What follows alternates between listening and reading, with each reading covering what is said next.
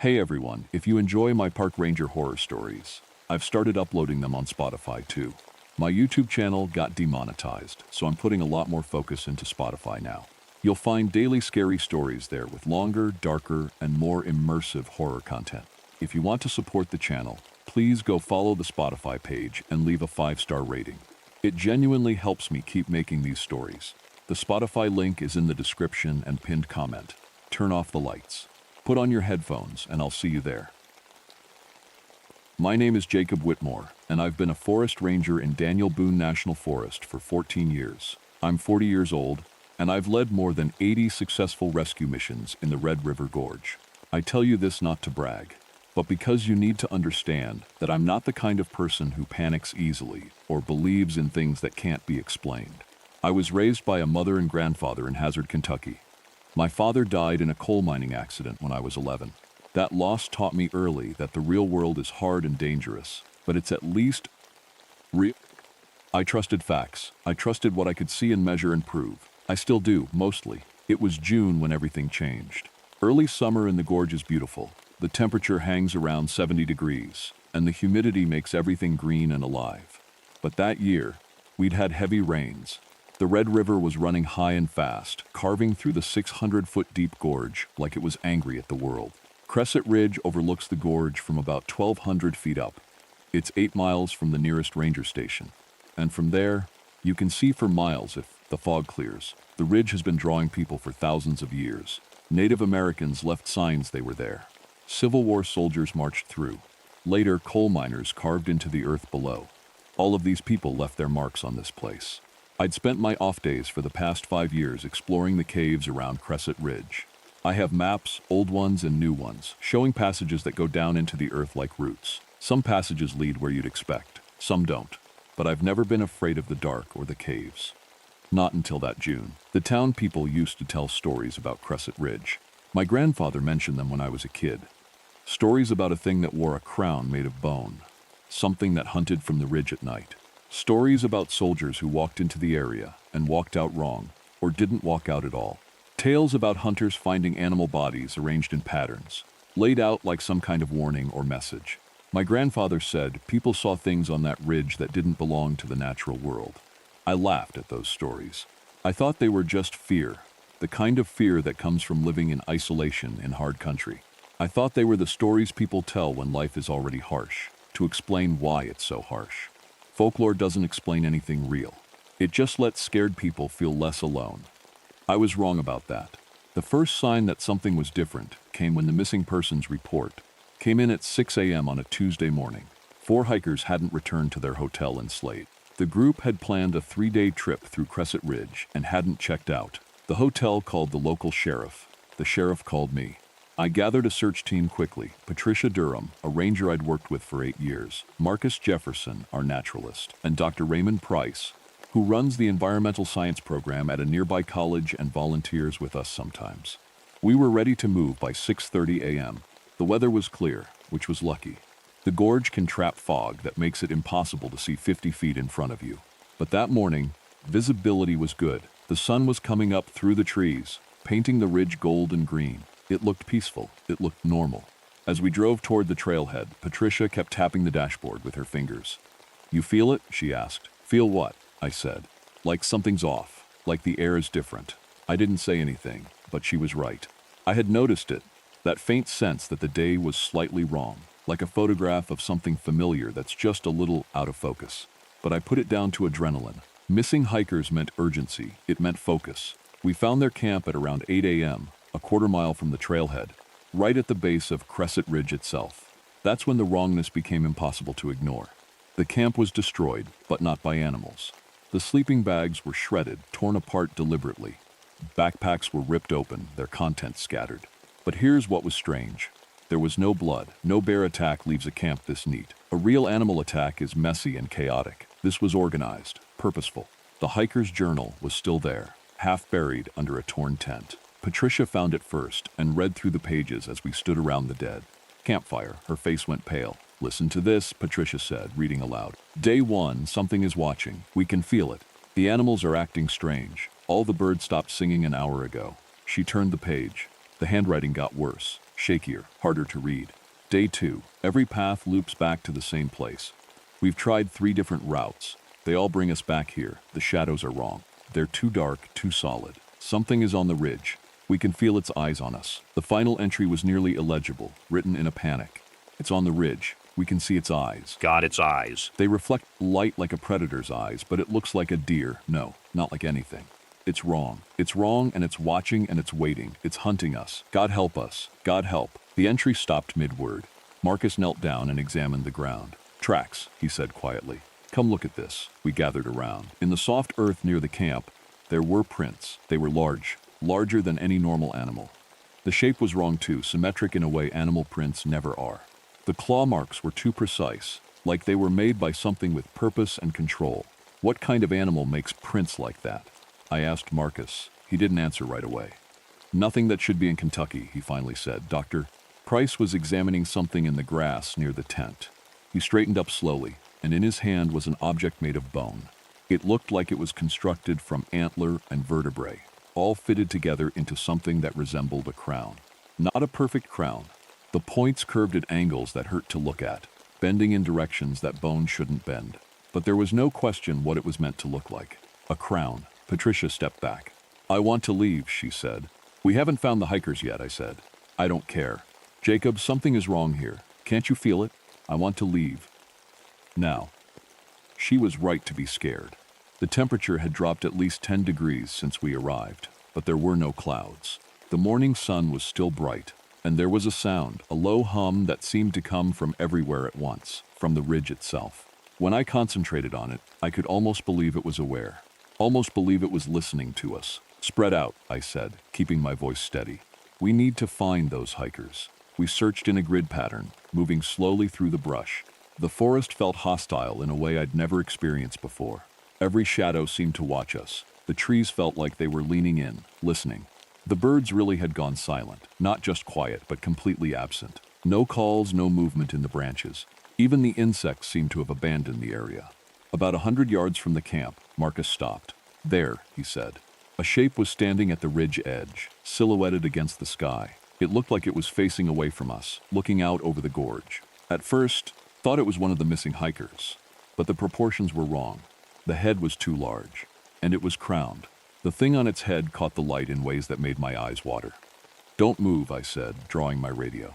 But when I pressed the button, all I heard was static mixed with something else. Underneath the white noise, there were sounds. Not words exactly, but something that almost felt like communication.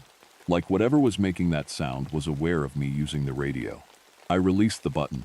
The figure on the ridge turned its head, not like a person turns their head. More like a predator rotating to get a better look at prey. That's when I saw its eyes. Even from 100 yards away, I could see them clearly. They reflected the morning light, yellow and green like a cat's eyes. But underneath that reflection was something that radiated pure intelligence. Predatory focus. Hunger.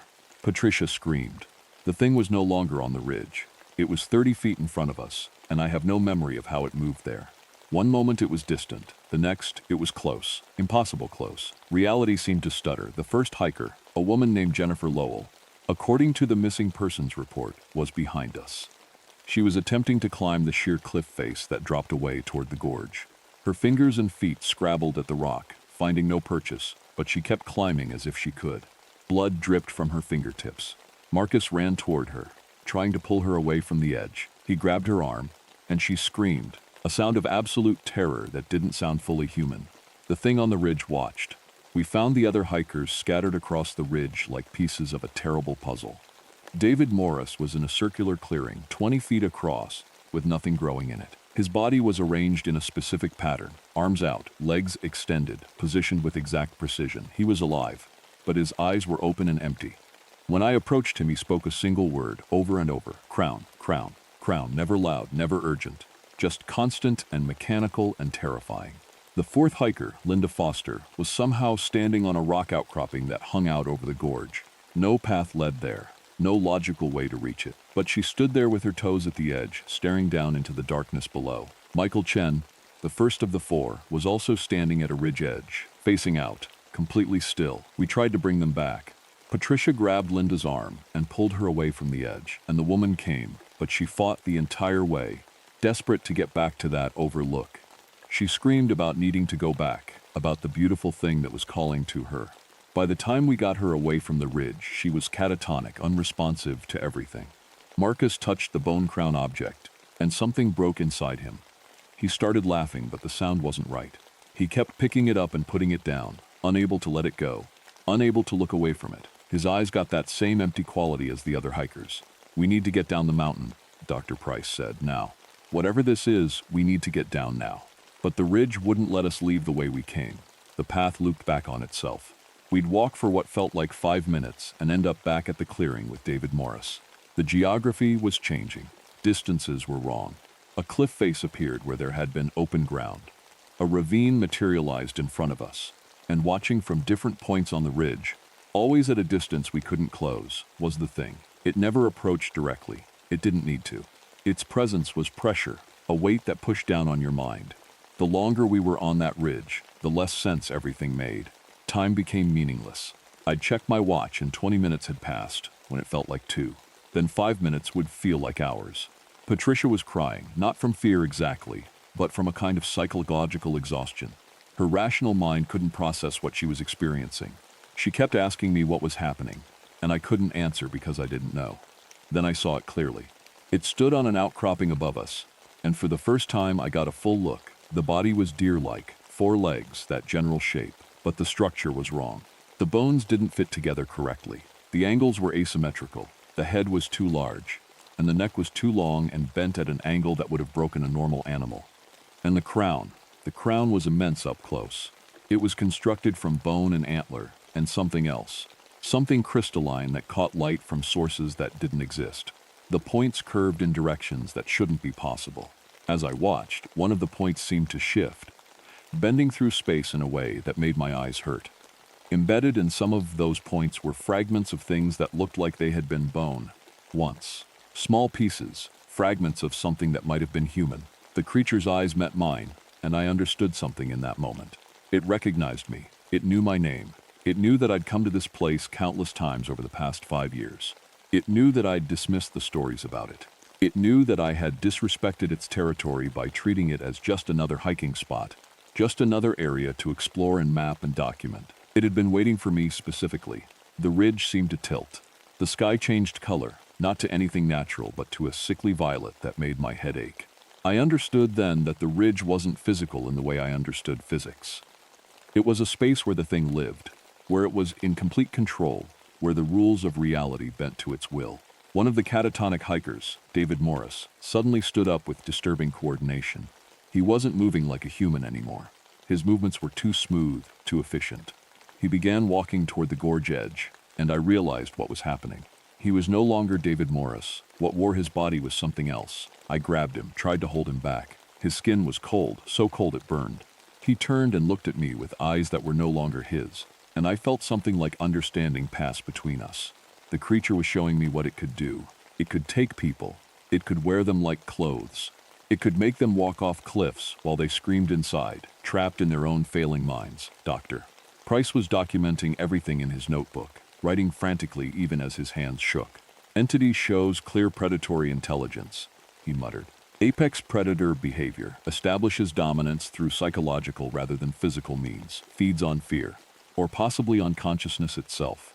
The hikers' bodies remain, but the actual people are gone. We have to go," Patricia said.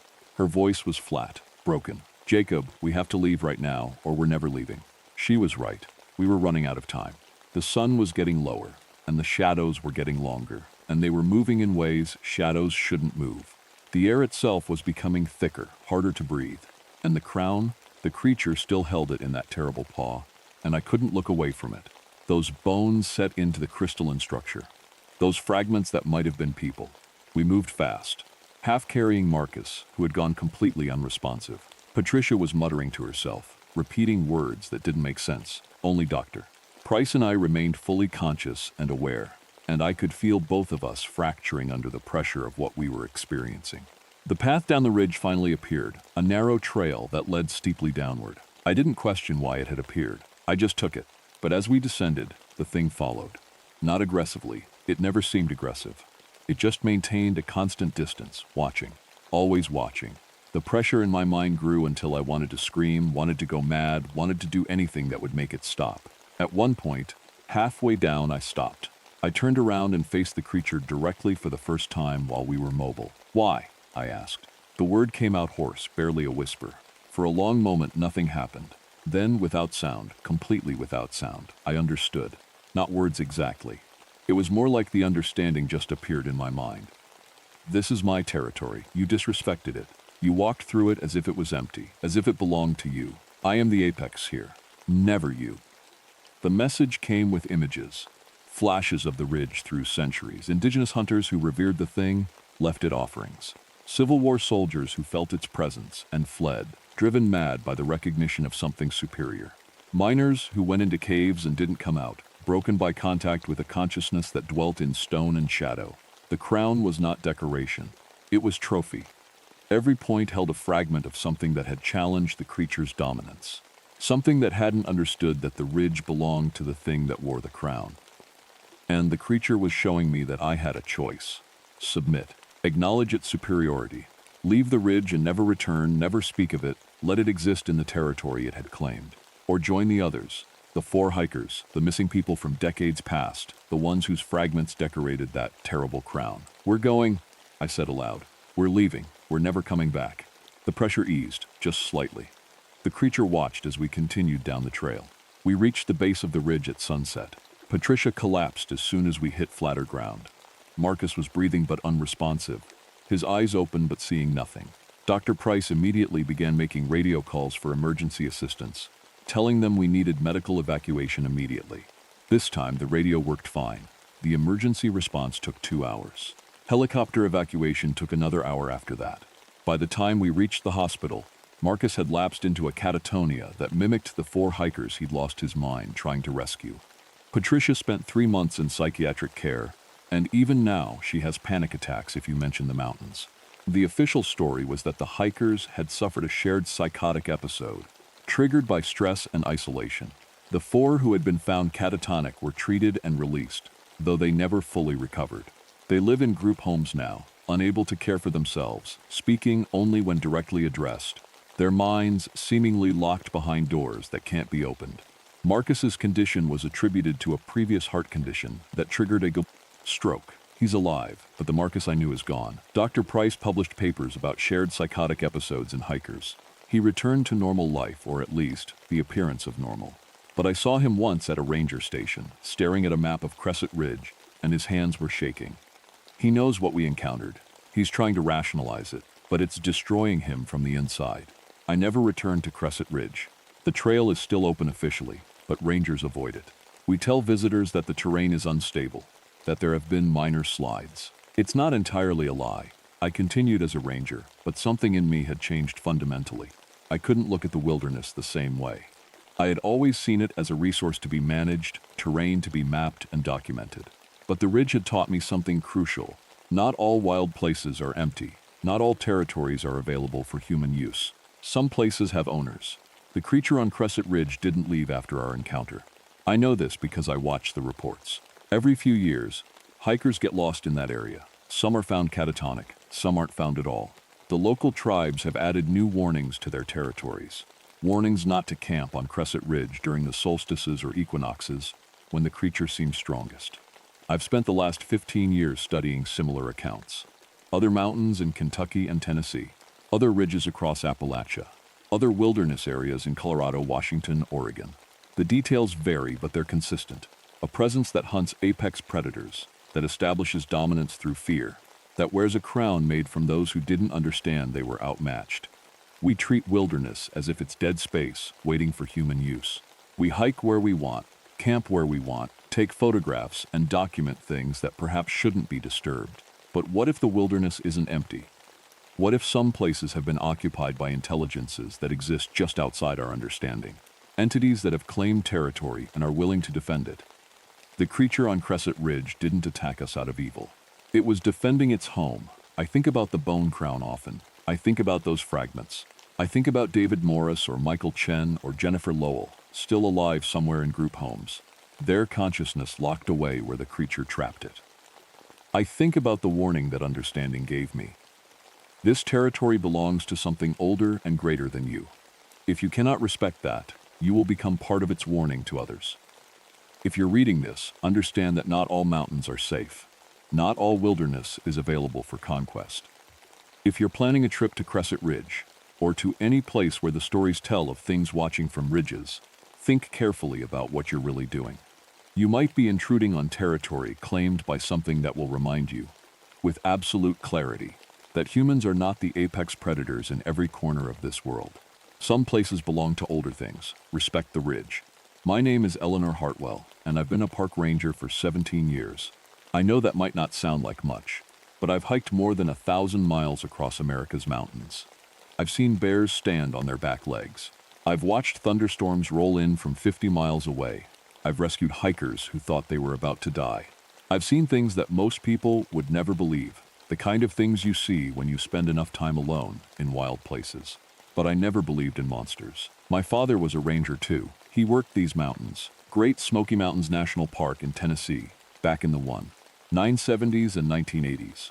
He used to tell me stories about the old legends, the things the local people whispered about. Mothman in Point Pleasant, flying creatures that didn't match anything in the bird books. Ghosts of the ancient Cherokee who had lived here long before we did. I listened to those stories when I was young, but I laughed about them. I told myself they were just superstitions, things people made up because they didn't understand nature well enough. I was wrong about that. I grew up here in Tennessee, you see. My father died in 1982. Officially, he fell while hiking near Clingman's Dome, the highest mountain in Tennessee at 6,643 feet. It was ruled an accident. I was 17 when it happened. I left these mountains as soon as I could, went to college, became a ranger myself, and worked in parks all across the country. I spent 30 years away. 30 years telling myself I was running from my job, from one park to another. But really, I was running from the memory of my father and from this mountain. I came back 3 years ago. I don't know exactly why. Maybe it was getting older and realizing you can't run forever. Maybe it was guilt. Maybe it was something else, something I couldn't explain at the time. I'm good at my job. I've published papers about how animals behave when their habitats change. I've saved 16 people from dangerous situations. I know plants, weather, animal tracks, and the way mountains talk to you if you listen long enough. I wear the Brown Ranger uniform with pride. I carry binoculars, a radio, a first aid kit, and a weather meter on my belt. My notebook is always full of observations. In October 1995, I was leading a wildlife survey team on the high peaks when the call came in. 2 hikers were missing. A young couple, both 19 years old, Jennifer and Marcus. They'd been on the mountain for 2 days on what should have been a routine hike. Their car was still in the parking lot at Newfound Gap Road. Their planned return time had passed 12 hours ago. I volunteered immediately to lead the search team at the summit area. Clingman's Dome is unusual. Most mountains in Appalachia are covered in forests, thick with trees from top to bottom. But Clingman's Dome is different. It's a bald mountain, which means there are no trees at the very top, just exposed rock and low plants that hug the ground to survive the harsh wind. That wind can hit 60 miles per hour on a normal day. In October, when the weather turns unpredictable, it can be dangerous fast. The temperature was dropping as evening came on. The forecast called for fog rolling in around midnight. We had maybe 4 hours of decent visibility to search. I hiked the 3 miles from the ranger station to the summit with 2 other rangers, Jackson, who'd been working here since the 1980s, and a younger ranger named Devin. We moved fast but carefully, the way you do when lives might depend on it. My boots crunched on the rocky path. My radio crackled with updates from the other search teams working lower on the mountain. The summit is beautiful in a harsh way. The sky was gray-blue, and you could see for miles in every direction.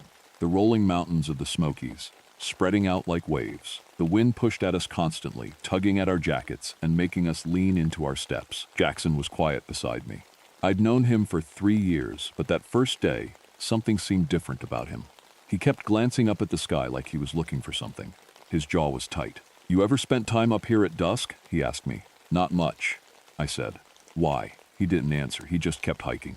The couple's tent was about half a mile from the summit, tucked into a sheltered spot between rocks. From a distance, it just looked like a small blue shape against the gray stone. As we got closer, I saw something was wrong. The tent was shredded, not torn, like an animal might have torn it while searching for food. Not damaged from weather or rough camping. The fabric was hanging in strips from the frame, pulled from the outside inward. The pieces hung from nearby trees and rocks, some of them 20 feet off the ground, fluttering in the wind. "Jesus," Devin whispered. I raised my hand, signaling them to stop. This was a crime scene now, or something worse than that. "Nobody touch anything," I said.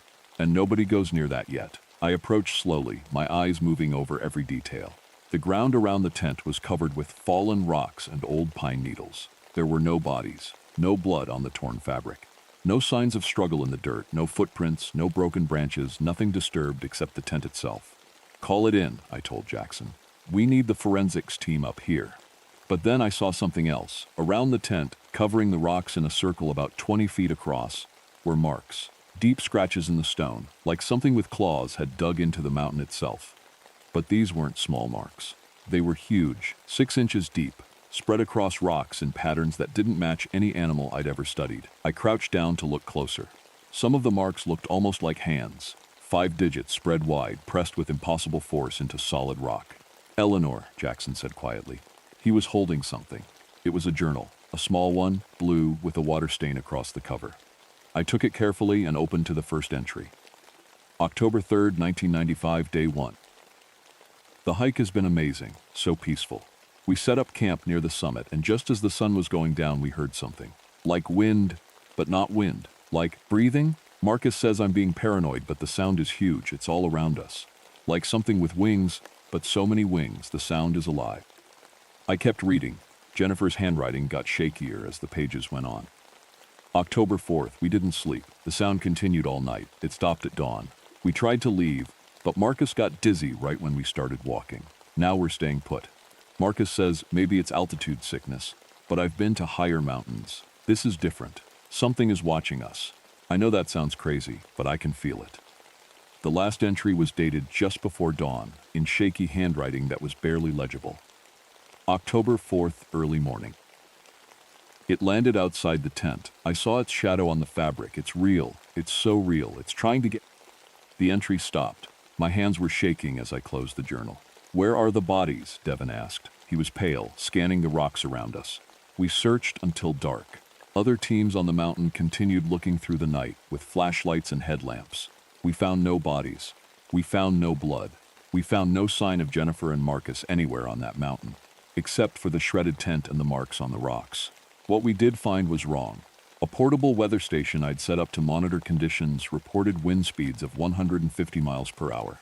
But the surrounding vegetation showed only 30-mile-per-hour winds. Trees nearby swayed gently in the breeze. Yet my equipment insisted that something had hit the area with hurricane force. My radio developed a static problem. Not normal static. Underneath the noise, there were other sounds. Almost like voices. Almost like something trying to speak. By the time full darkness came and we had to abandon the search for the night, I was no longer sure what I believed. The next morning, I hiked to the old fire tower on the summit. It had been built in 1925 and decommissioned in 1984, but it still stood, a tall metal structure with a small cabin at the top. Climbing it was probably against regulations, but I needed a higher vantage point. From the top, I could see the whole summit area spreading out below. I sat there with binoculars, watching, thinking about Jennifer's journal, thinking about the marks in the stone. At dusk, that magic time when day turns to night, something moved between the peak and the clouds. It was massive. A silhouette, nothing more. But the shape was unmistakable. Wings, enormous wings, maybe 20 feet across, beat slowly, deliberately. The creature moved with purpose, like it was patrolling, like it owned the mountain. For 3 seconds, I saw it clearly enough to know it was real. Then fog rolled in from nowhere, thick and gray, and it was gone. I climbed down the tower so fast I nearly fell. My heart was hammering. I told myself I'd seen a hallucination brought on by altitude and fear. I told myself it was a shadow, a trick of the light. I didn't believe myself. That night, I went to Jackson's house off the mountain. He was sitting on his porch, and he didn't seem surprised to see me. "You saw it," he said.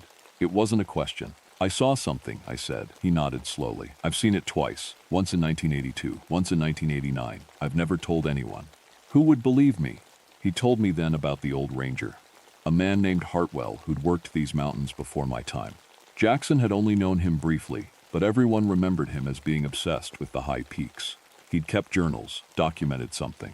Then, one day, he went hiking on Klingman's Dome and didn't come back the same way. He'd died that day. Accident, they said. Hartwell.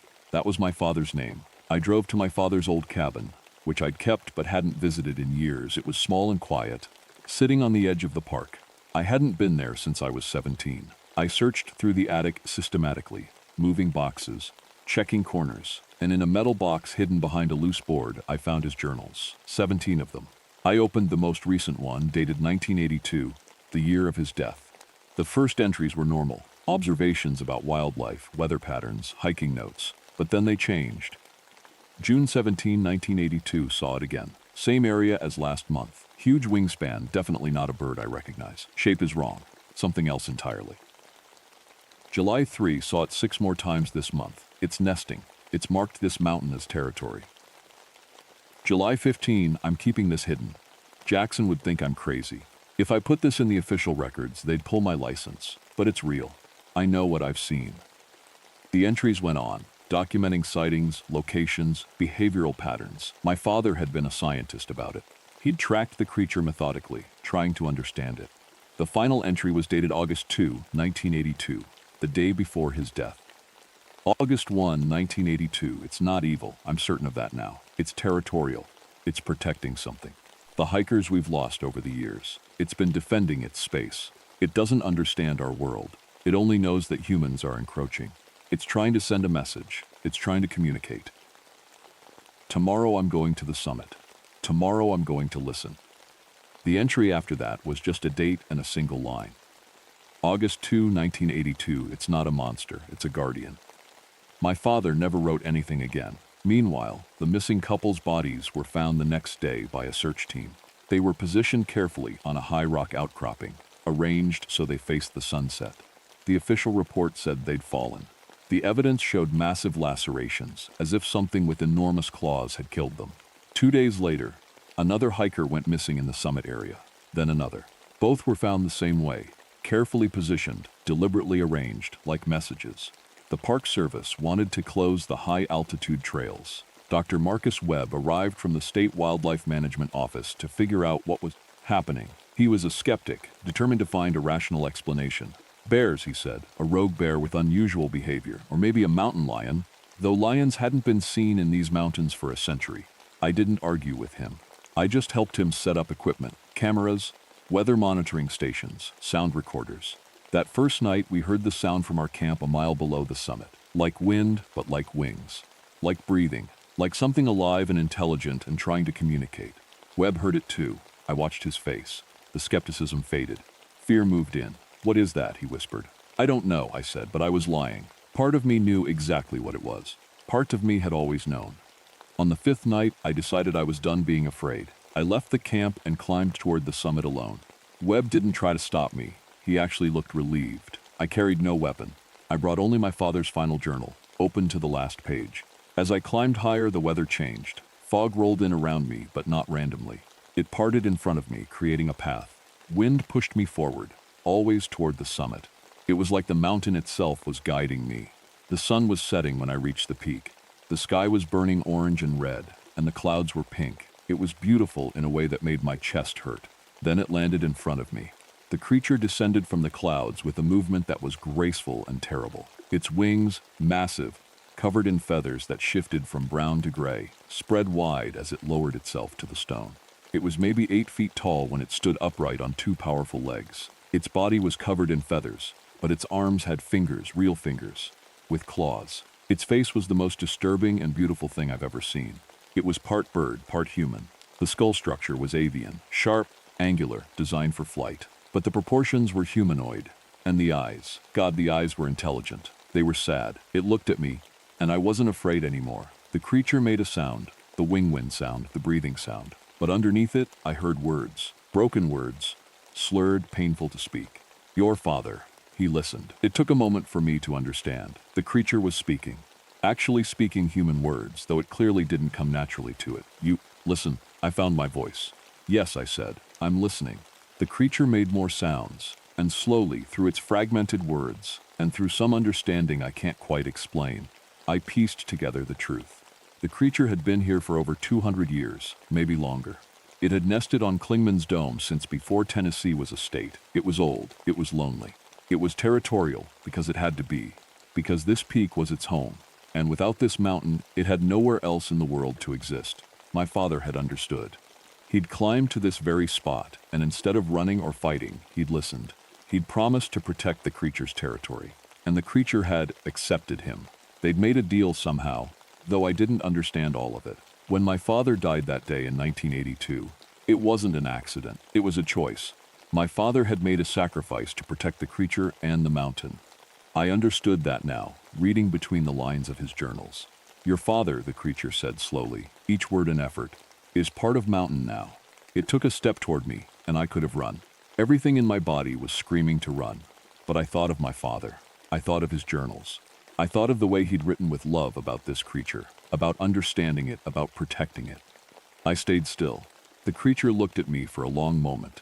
Then it spoke again. You protect? Like your father? I thought about what that meant. I thought about closing the summit to protect it. I thought about lying to the Park Service. I thought about spending the rest of my life keeping this secret. I thought about all the hikers who would never come to this peak. I thought about all the dangers they wouldn't face. I said yes. The creature made a sound that might have been relief. It spread its massive wings one final time, and they caught the last light of the sunset, glowing like fire. Then it launched itself into the air, catching a wind current I couldn't see, and rose higher and higher until it disappeared into the clouds. I stood alone on Klingman's dome as the last light faded from the sky. I closed the summit to public access 3 weeks later. Official reason: ecosystem restoration. The high-altitude plant community was suffering from human foot traffic. The rare golden eagles needed undisturbed nesting space. We were implementing a new management protocol. Nobody questioned it. The Park Service dealt with it through memos and official channels. Hikers were disappointed, but they accepted it. I submitted a report on the missing hikers. Accidental deaths, I wrote. Extreme weather, difficult terrain, human error. The post-mortem evidence was inconclusive. Sometimes people die in mountains. That's the reality of wild places, Doctor. Webb left and never contacted me again. I don't know if he believed what he saw that night. I don't think he wanted to know. Jackson stopped by my house about a month later. Thank you, he said simply. I realized then that others knew. Probably rangers throughout Appalachia. Probably people who'd taken oaths to protect wild places and understood that sometimes protection meant keeping secrets. That winter, I did something I'd been afraid to do for 32 years. I climbed the mountain again, to the spot where my father had died. I left his journals there, hidden but findable, in a metal box marked only with his initials. For other rangers who need to understand. For people who need to know that some mountains have guardians. A year later, in autumn 1996, I climbed to the summit again. The fog was rolling in, thick and mysterious. I stood at the peak and watched the sky. A massive shadow passed overhead, wings beating slowly. I saw the shape clearly for just a moment. The hybrid face, the intelligent eyes, the feathers glowing in the failing light. The creature looked down at me. An acknowledgement, a promise kept. Then it vanished into the clouds. The mountain is protected, I whispered, as it should be. That night, I started my own journal, and for the next 30 years, I documented everything, every sighting, every sign, every hint that we were living alongside something impossible and beautiful and real. Because the truth is, every major mountain range in Appalachia has one. The Blue Ridge has its guardian. Shenandoah has its protector. All the old wild places have learned to keep their secrets. All we have to do is listen. My name is Samuel Klein, and I'm a search and rescue ranger with the New River Gorge National River in West Virginia. I've been doing this job for 18 years, though I've only worked these particular hollows for the last 4. Before I tell you what happened, I need you to understand who I am, because that matters. It matters a lot. I grew up in coal country. My father went into the mines when I was a kid, and he came out broken. Not physically, not at first, but something about the deep places, the darkness under the earth, it did something to him. I remember him sitting on our porch at night, staring at the mountains, and my mother would ask him what was wrong. He never had an answer. He'd just say, "The feeling is strong today," like the mountains were talking to him and only he could hear. When I was 12, my father went into the mine one morning and never came back out. There was a collapse. 37 men died. They told us it was an accident, bad luck, faulty equipment. But my father's best friend told me something different at the funeral. He said my father had hesitated that morning. He'd stood at the entrance to the shaft and said, "The feeling is stronger than ever. Something's waiting down there." Then he went in anyway. Sometimes I think my father wasn't running away from something. He was running toward it. After that, I couldn't bear the thought of going underground. So at 16, I became a ranger instead. I wanted to work above ground in the light, protecting people from the things that hide in dark places.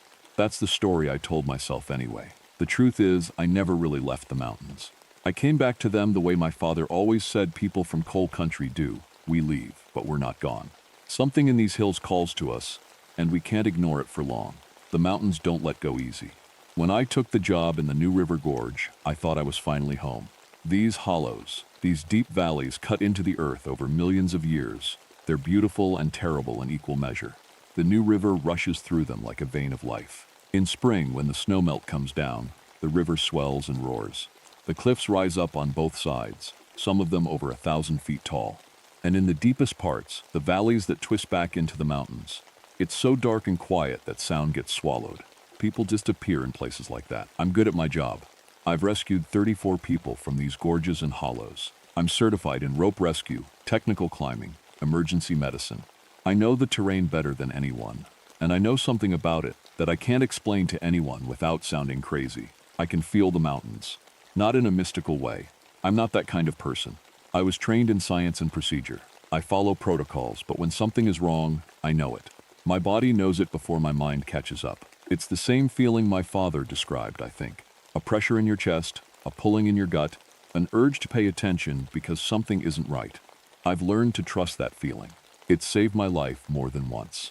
Growing up in coal country, we had stories. Every kid heard them.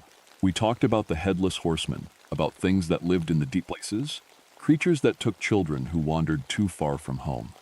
I used to think they were just stories, adults told to keep us from getting lost in the woods. I grew up and got educated and learned better, except I didn't, because in the last 4 years working these hollows, I've heard those same stories again from miners and old-timers. They don't tell them like they're myths. They tell them like they're warnings. That's where I was 4 months ago, in April, when everything changed. The spring rains had just started. The New River was swollen and angry. The weather kept shifting. Cold rain one moment, fog the next. Visibility in the deep hollows was terrible. Sometimes only 30 or 40 feet before the mist swallowed everything. It was the kind of season when people get lost. And they did. The call came in around 2 in the afternoon. A hiker named James Morrison had gone out on a trail near Glade Creek that morning and never came back. His wife waited until evening, then called the station. By the time I got the message, I already knew something was wrong. That feeling was sitting in my chest like a stone. I took Marcus Webb, one of our best search and rescue specialists, and we headed out with dogs and gear. The trail Morrison had taken was well marked, easy for someone experienced. But the afternoon fog was rolling in thick, and the sound of the creek running high made it hard to hear anything else. We traced his path for about 3 miles, and then the dogs got confused. They kept circling, whining, refusing to go deeper into the valley. That was the first sign something wasn't normal. We kept going on foot, calling his name. The hollow got narrower and darker as we descended. The rock walls rose up above us, cutting off the sky. The fog was so thick now that I couldn't see more than 20 feet in any direction, and everything was quiet except for the creek. Even our footsteps sounded muffled. Then we heard crying. Not a shout for help, something quieter, more broken. We climbed toward the sound, scrambling up loose scree and grabbing at roots. After maybe 10 minutes of climbing, we found him. James Morrison was wedged between 2 rocks in a crevasse, about 30 feet above the creek bed. He wasn't hurt bad from the fall. He had scrapes and bruises, some minor cuts, but something else was wrong with him. His clothes were soaked in sweat despite the cold. He was shaking so hard his teeth were chattering, and his eyes looked like he'd seen something that broke him. We got him out and started the climb back up. Marcus tried to ask him questions, but James wouldn't talk. He just kept looking back down into the fog like it was chasing us. I was helping him over a steep section when I saw them. His back was covered in scratches, long parallel marks running from his shoulders down to his ribs, as if something with claws had dragged him. But the scratches were too perfect, too evenly spaced. I counted them. 9 marks on one side, perfectly parallel, like something with 9 fingers had left its mark. "What happened to you?" I asked him. James looked at me and his eyes went wide. "They followed me," he whispered. "When I went into the hollow looking for the creek, they came out of the fog. Things. They looked like people, but they weren't. They were so tall and they moved wrong. They made sounds like they were trying to talk to me, but I couldn't understand the words. They kept calling my name. How did they know my name? I didn't answer because I didn't have one. We got him to the hospital in Fayetteville. The doctors examined him and found the scratches were real, but they couldn't explain their pattern. They took x-rays of his back and shoulders but found no fractures. Physically, he was going to be fine. Mentally was a different story. Over the next few days, James Morrison got worse instead of better. He started screaming at night, saying something was still calling to him. When we tried to keep him in a dark room for observation, he nearly broke the window trying to get out. He kept saying he could hear voices of people he'd known who were dead, asking him to come back to the hollow. The doctors sedated him, but he didn't improve. His mind seemed to be breaking piece by piece. I didn't tell anyone about the scratches or what I was thinking. I went back to the hollow where we found him. The rain had stopped and the fog was thinner. I brought a camera and a tape measure. In the mud near the crevasse where James was stuck, I found footprints. That's when my mouth went dry. The prints were humanoid but wrong. They looked almost like bare human feet, but longer and thinner. And when I counted the toe marks, there were 7 on one foot, 8 on the other. The stride length was wrong too. Whatever made those prints was maybe 7.5 feet tall, and the patterns weren't random. They spiraled around the area, as if something had been pacing, walking in circles, waiting. I photographed everything. My hands were shaking the whole time. That night, I called my Aunt Clara in Charleston. She was my father's sister, and she was 85 years old. I hadn't talked to her much since my father died, but I needed to know something. "Did Dad ever tell you about the things he saw in the mines?" I asked her. There was a long silence on the phone. "How do you know about that?" she finally said. "He told his coworker something. Before the day he died." Another silence. "Then, your father saw things. He never wanted to talk about them, but sometimes late at night, he'd mention it. Things that lived deeper than men should dig. Things that moved wrong. He said they were waiting for something, or waiting to become something." "What do you mean, waiting to become something?" "I don't know, Samuel. But he said the day he died, the feeling was so strong he couldn't ignore it. He said the things were calling him. I've always wondered if he went into that mine on purpose." After I hung up, I sat in the dark apartment and thought about my father walking into darkness, following a feeling he couldn't resist. The next morning, 2 more hikers went missing in the same area. This time, the response was bigger. My supervisor, Director Hayes, came out himself. He brought Dr. Evelyn Torres, our park biologist, and Marcus Webb. The 4 of us went into the hollow together, prepared for the worst. The weather was terrible. Rain came and went in cycles, and the fog was so thick that sometimes I couldn't see 3 feet in front of me. We set up ropes and moved carefully, calling the names of the missing hikers. No response came back. As we descended deeper, everything felt wrong. The forest changed. The trees grew in strange patterns, their branches twisted in ways that didn't look natural. Some of them seemed to have been deliberately bent, as if shaped by hands over years and years. The vegetation was sparse even though water was everywhere. Dead leaves covered the ground, and everything smelled like rot and something metallic, like blood left to rust. The air got colder as we went down, even though we were descending toward lower elevation where it should have been warmer. And the smell got worse. Copper and decay and something else I couldn't identify. We found footprints, the same kind I'd found before. More of them now, dozens of them, all moving in patterns that suggested intelligence. Some spiraled, some ran in parallel lines. Some seemed to converge on a single spot, as if something had been waiting there. "What the hell made these?" Marcus said, staring at them.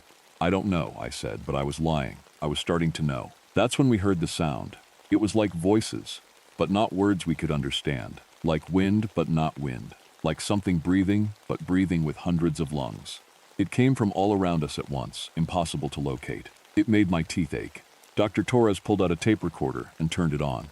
"Recording unknown sounds," she said, her voice shaking slightly. "Possibly animal vocalizations, but pattern is unusual." Then we saw them. They emerged from the fog like memories becoming solid. Pale, almost translucent, standing about 7.5 feet tall. Their arms hung down past their hips, and their movements were jerky and strange, as if their bodies didn't quite work right. I counted 6 of them at first, standing maybe 50 feet away, just watching us. Director Hayes made a sound between a gasp and a whimper. "Stay calm," I said, though my own heart was pounding hard enough that I thought it would break my ribs. "We're going to back away slowly." "Samuel," Dr. Torres whispered. "What are they?" "I don't know," I said again. "But they're not attacking, they're just watching." For a moment, nothing happened. We stood there in the fog, and they stood there, and we watched each other. Then I heard Director Hayes make another sound, Not fear this time, but something like recognition. That's my brother, he said, pointing at one of the figures. No, it's not, I said. It is. I know his voice. He's calling me. Listen, don't you hear him? I didn't hear anything but the fog sounds. But Hayes was moving, walking toward the creatures, his hand reaching out. I grabbed his arm and pulled him back, hard enough that he fought me. We need to leave, I said, now. But my brother is not here, I said, and I meant it. Whatever was here, whatever was calling to Director Hayes with a voice that sounded like his dead brother, it wasn't actually his brother. The creatures didn't move as we backed away. They just watched with what seemed like patient hunger. Behind us, I could hear other sounds now, more of them, moving through the fog, circling us. Our radios weren't working. The compass spun uselessly. When Marcus checked the GPS, the coordinates it was giving didn't exist. We were lost, completely lost, even though I'd been to this hollow a dozen times. It was like the landscape had changed while we weren't looking. We climbed for 2 hours before we found the trail again. The whole time, we could hear them moving in the fog behind us. And the whole time, Director Hayes kept hearing his brother's voice, kept trying to turn back. Dr. Torres was pale and silent, just climbing. Marcus kept checking behind us, his hand on the pistol he carried for emergencies. I kept climbing. I kept moving us up and away. It was nearly dark by the time we pulled ourselves up onto the ridge above the hollow. We collapsed on the ground, all of us breathing hard, all of us shaking. Behind us, the fog seemed to have a boundary. It didn't rise above a certain elevation. It just sat in the deep valley, thick and alive and patient. That's when I saw them clearly. They were standing in a line across the hillside below us, stretched across the narrow valley. Not 6 of them now, maybe 20, and some of them were wearing clothes. I recognized a hiking jacket from a missing person report from 3 years ago. They're converting them, Dr. Torres said, understanding what I was understanding. Somehow they're converting humans into more of them. We need to get Hayes down the mountain, I said. But then the creatures did something I didn't expect. They spoke. It wasn't loud. It wasn't threatening. It was just voices, dozens of them, speaking in unison, but in a language I didn't understand. Except I did understand. Not with my ears, but with something deeper. With that feeling my father had always talked about. The feeling that lived in my bones. They were saying, the hollows must remain empty. We guard the threshold. If humans keep coming, we will rise from the hollow and claim the high places too. Director Hayes didn't recover his sanity that night, and he never did recover it fully. He spent 3 weeks in psychiatric care, but his mind kept trying to return to the hollow. He'd escape sometimes, and we'd find him at the rim, staring down into the fog, listening for his brother's voice. Eventually, the hospital moved him to a facility farther away from the mountains. I visited him once. He looked at me like I was a ghost, and he kept asking me when the creatures would let him go home. They're patient, he said to me. That's what I understand now. They're so patient, and they're so lonely. They want us to understand that. That's why they changed some of us, showed some of us what they were waiting for. They're gathering, they're preparing. Preparing for what? I asked. He just smiled sadly. For when the mountains call too loud to ignore. James Morrison was never the same either. He understood their language somehow, whatever it was that the creatures spoke. The hospital staff said he would sometimes whisper things at night, and the words weren't English. When they asked him what he was saying, he said he was answering, that the creatures were still calling to him from the hollows, and he was answering that he'd heard them, that he understood. A month after the hollow, I went to the National Archives office in Charleston. I was looking for something specific, records from the mining operations in the area, going back to the 1920s. It took me 3 days, but I found them. There were official mining reports, marked with government seals. Most of them were about coal production and worker counts. But some of them had sections that were redacted, whole paragraphs blacked out with pen. Except I found a few pages where the redaction wasn't complete. Enough words survived for me to read fragments. Creatures observed at depths exceeding 200 feet. Attempt at communication resulted in loss of 2 workers. Recommend immediate cessation of mining in hollow designated as. Incident reports suggest creatures adapt rapidly to human presence. There were others, different mines, different dates, the same pattern. The creatures had been here for a long time, and humans going deep had been contacting them for at least 100 years. I started making calls. I called other park rangers in Appalachia. Rangers I knew, rangers I'd trained with. I asked them carefully, indirectly, whether they'd had experiences with unusual phenomena in the deep places. One by one, they admitted that they had. One by one, they told me about their own private no-access zones, places they kept people away from, places where things weren't right.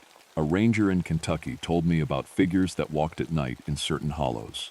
A ranger in Virginia told me about hikers who went into the mountains and came back wrong. Still human enough to walk and talk, but not right. Not anymore. They all had the same understanding I was coming to. Something ancient lived in the deep places. Something that had been here longer than anyone. And humans were learning to coexist with it, one dead hiker at a time. When Director Hayes finally died, 6 months later, from what the doctors called a stress-induced cardiac event, I wasn't surprised. I was just sad.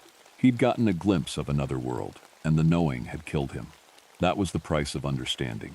I filed my official report with the Park Service. I called it dangerous terrain with unusual geological and psychological effects. I recommended that the specific hollows be marked off-limits permanently. I cited isolation, weather hazards, and difficult rescue conditions. Nobody questioned it. They approved the restrictions, but I kept patrolling the rims. Every month, on the new moon, I'd hike to the edge of the deep hollows and watch the fog rise. And sometimes I'd hear them calling. Sometimes I'd hear Director Hayes, or James Morrison, or the other hikers, speaking in that language that I somehow understood. They weren't calling to me. Not yet. But they were waiting. They were patient. Just like my father said, it's been 3 months since the evacuation from the hollow. I'm still a ranger.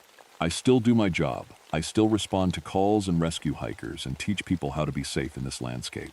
But everything is different now because I understand something I wish I didn't. The mountains aren't empty. They never were. The hollows aren't just valleys. They're boundaries between worlds. And the creatures that live in the deep places aren't evil or good. They just are. They've been here longer than humans, older than any nation or language we speak, and they're adapting to us. I've discovered that the converted hikers, the ones the creatures took and remade, they're still conscious. They're in there somewhere, aware of what they've become, and they're still trying to communicate. James Morrison is still in the hospital, and sometimes he whispers things to the night staff. Warnings, I think, or maybe instructions. He keeps saying, "It doesn't hurt. It's not what you'd think. It's like coming home." I don't know what that means yet. The other rangers in Appalachia and I have started a quiet network. We share information about hollow locations, about patterns of disappearances, about the spread of the creature's territory. We're trying to understand what they want, what they're building toward. Because we know it's not just about feeding. It's not random predation. It's organized, it's intelligent, and it's expanding. There are hollows now in eastern Kentucky, eastern Tennessee, and western Virginia where the same things are reported. The creatures are slow, but they're methodical. They're taking people one at a time, converting them, using them to expand their territory. In 50 years, there might be dozens of hollows claimed by them. In 100 years, maybe they'll claim the mountains themselves. But that's not my problem to solve. I can't solve it. All I can do is what I've always done: protect people. I keep the hikers out of the deepest places. I maintain the restricted zones. I listen to the mountains and trust the feeling in my bones when it tells me something is wrong. And sometimes, on quiet nights in my apartment, I get that feeling again. That same pressure my father felt. The sense that something deep is calling. Something that's been patient for a very long time, waiting for people like us who can feel it, who can almost understand. I don't go into the hollows anymore. I'm not brave enough for that. But I'm waiting too now. Waiting to understand what the creatures want, what they're really preparing for, what the mountains are calling us toward. The hollows are not empty. They never will be. And neither am I. My name is Margaret Shaw, and I've been a park ranger for 22 years. I'm 59 years old now, and I know the Cumberland Mountains like most people know their own homes. I can walk these trails in the dark. I know which plants are safe to touch and which ones will burn your skin. I know where the water runs clean and where it tastes like rust.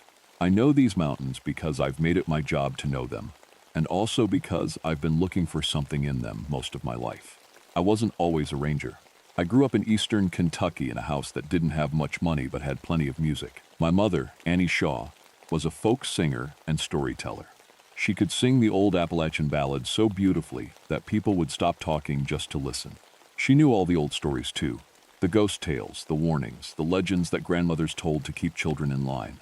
When I was young, I thought it was all just stories. Pretty stories, but not real. My father was never really in the picture. My mother never talked about him much. And we didn't ask. That was just how things were in our family. I got my education. I worked hard.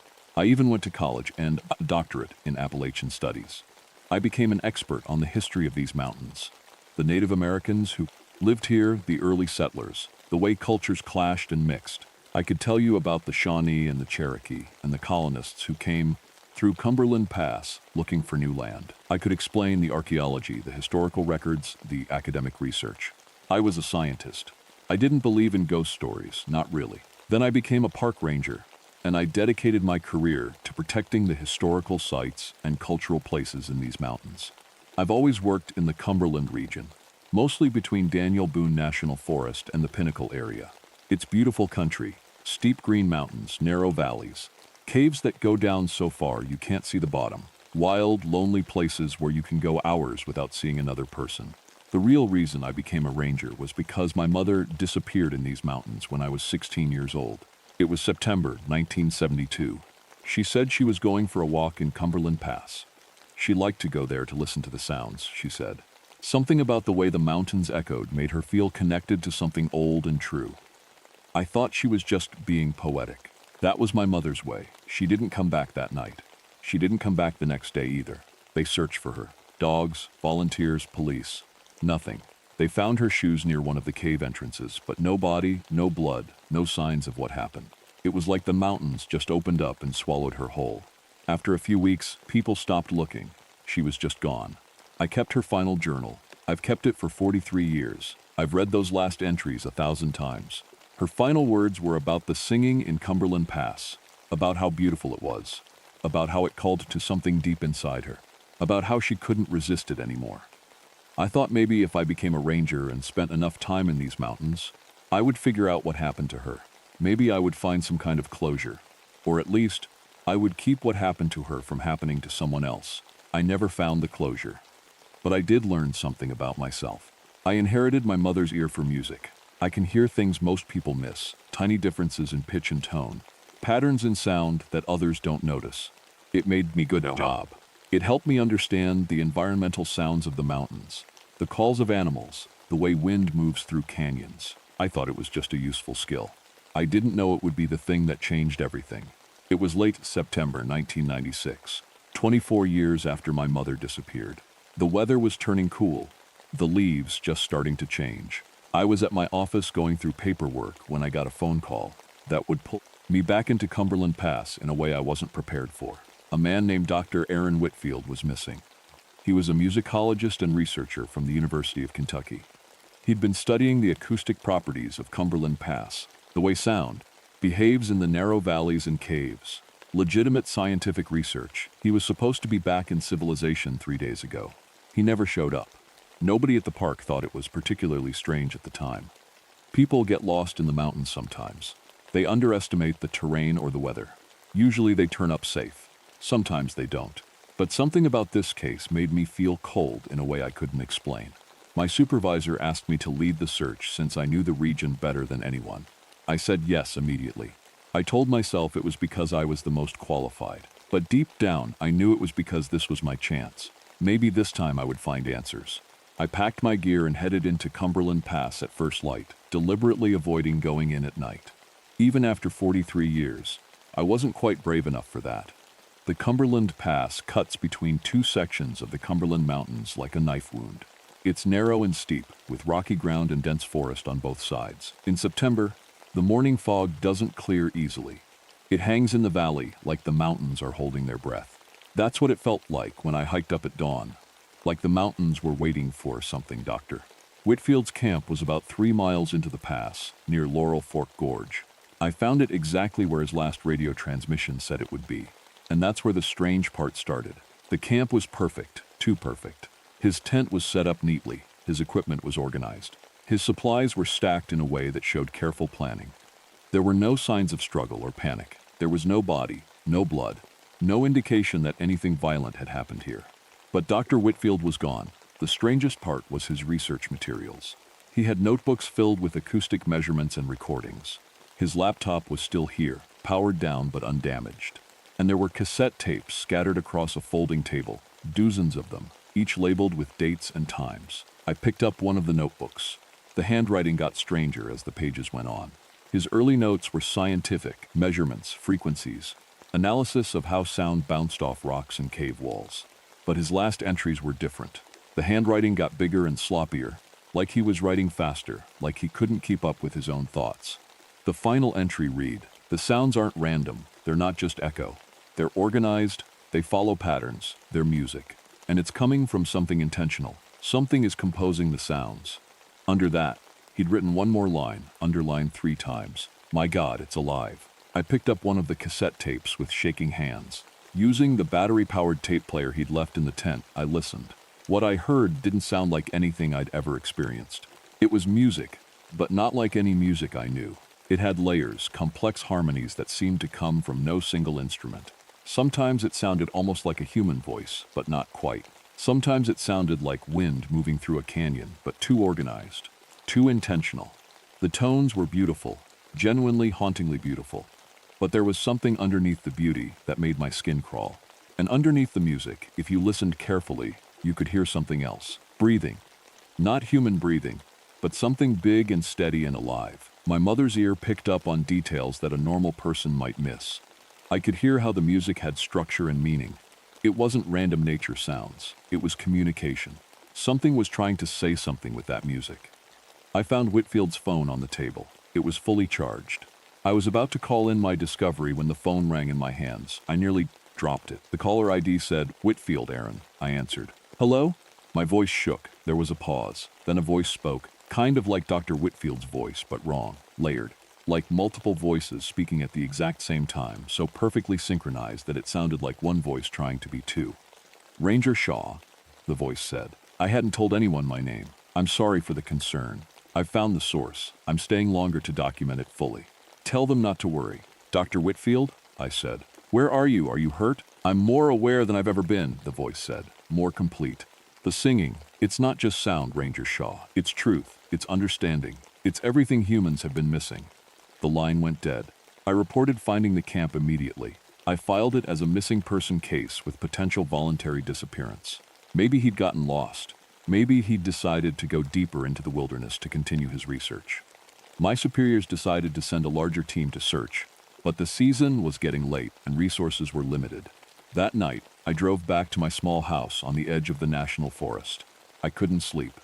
I kept hearing Whitfield's layered voice in my head. I kept thinking about my mother's last journal entry. I made a decision that probably wasn't smart.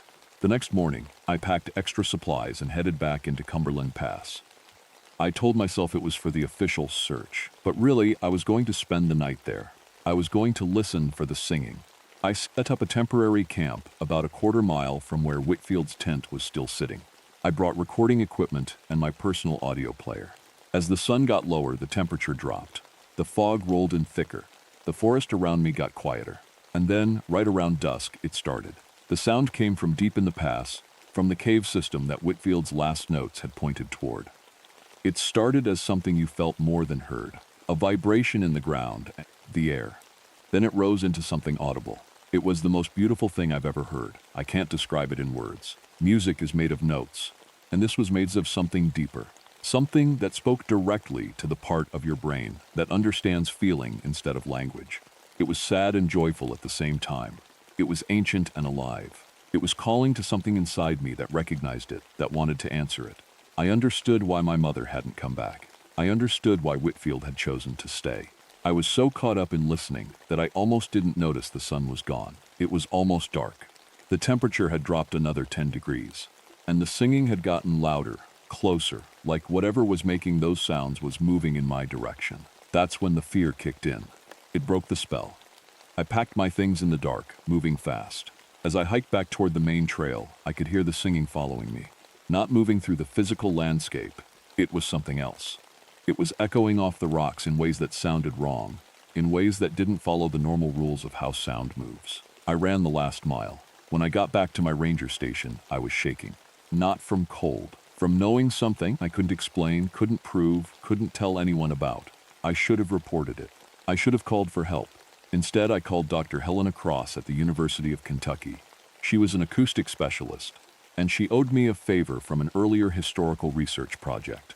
I told her I had an unusual sound phenomenon in Cumberland Pass that I needed her to analyze. I didn't tell her the full truth. She agreed to come out the next week. I also called in my old friend Joseph Pike.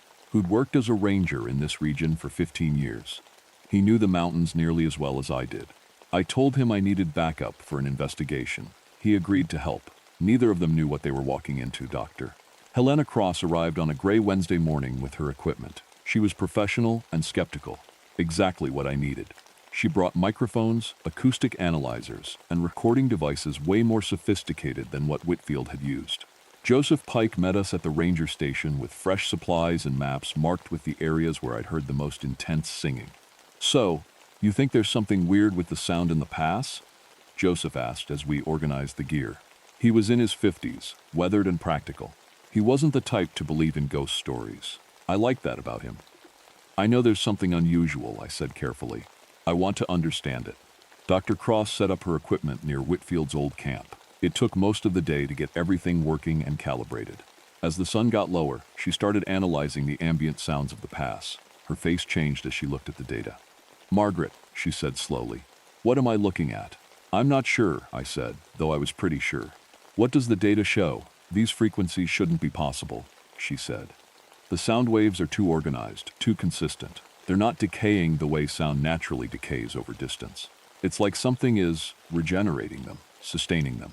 "Can you record them?" I asked. She set up the recording equipment. As the light faded, the singing started. Dr. Cross's face went pale as she listened to it coming through her headphones.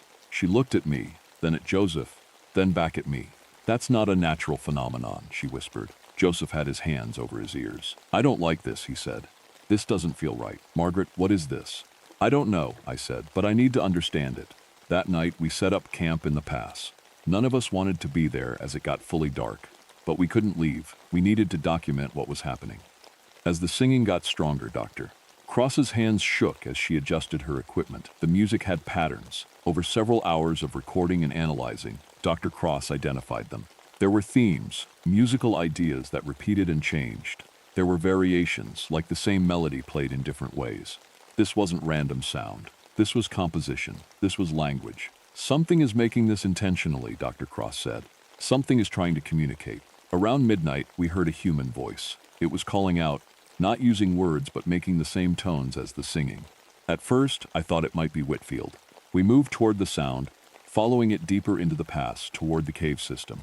We found him at the entrance to the largest cave. He was standing perfectly still, his face turned toward the darkness. When he heard us, he turned. His eyes caught the light from our flashlights, and they reflected it wrong, like an animal's eyes, like his pupils had gotten too large. "Dr. Whitfield," Joseph said carefully. Whitfield smiled, but the smile didn't look quite right on his face. "Ranger Pike. And Ranger Shaw, I'm glad you came back. You need to hear this. You need to understand." His voice was layered again, like multiple Whitfields speaking in perfect harmony. "What happened to you?" Dr. Cross asked. She was holding her recording equipment like it might protect her. "I'm becoming something more," Whitfield said. "The singing, it's not harmful. It's an invitation. Something very old lives here, in these caves. Something that has been trying to reach humans for thousands of years. It speaks in music because that's the only language that can bridge the gap between its way of thinking and ours. Come with us," I said. "We can get you help." "I don't need help," Whitfield said. "I need you to understand. The singing is changing me, yes, but not hurting me. It's rewriting me. My body, my mind, my consciousness. Everything is aligning with the singing's frequency. Soon I'll be able to perceive reality the way it does. I'll understand things you can't imagine." He turned back toward the cave. The singing got louder. Whitfield began humming along with it, his voice joining the layered tones, becoming part of the music, Dr. Cross started humming too. "Helena, stop," I said, but she couldn't. The melodies were in her head now, and her body wouldn't obey her mind's commands. She kept humming, even as she tried to stop, even as fear filled her eyes. Joseph was covering his ears, pressing hard, but the sound was coming from everywhere. From the ground, the air, the rocks. It wasn't just reaching his ears anymore. It was vibrating through his whole body. And I was changing too. I could feel the music working on me, trying to align me with its frequency. It was beautiful and terrible. It promised understanding, peace, the answer to every question I'd ever had. All I had to do was stop resisting. All I had to do was let the singing change me. Then I remembered my mother's journal. She'd written that she couldn't resist anymore. She'd written about the singing in a way that sounded beautiful, but also desperate, like she'd lost the ability to choose. And she'd disappeared. 43 years, and I'd never known what happened to her.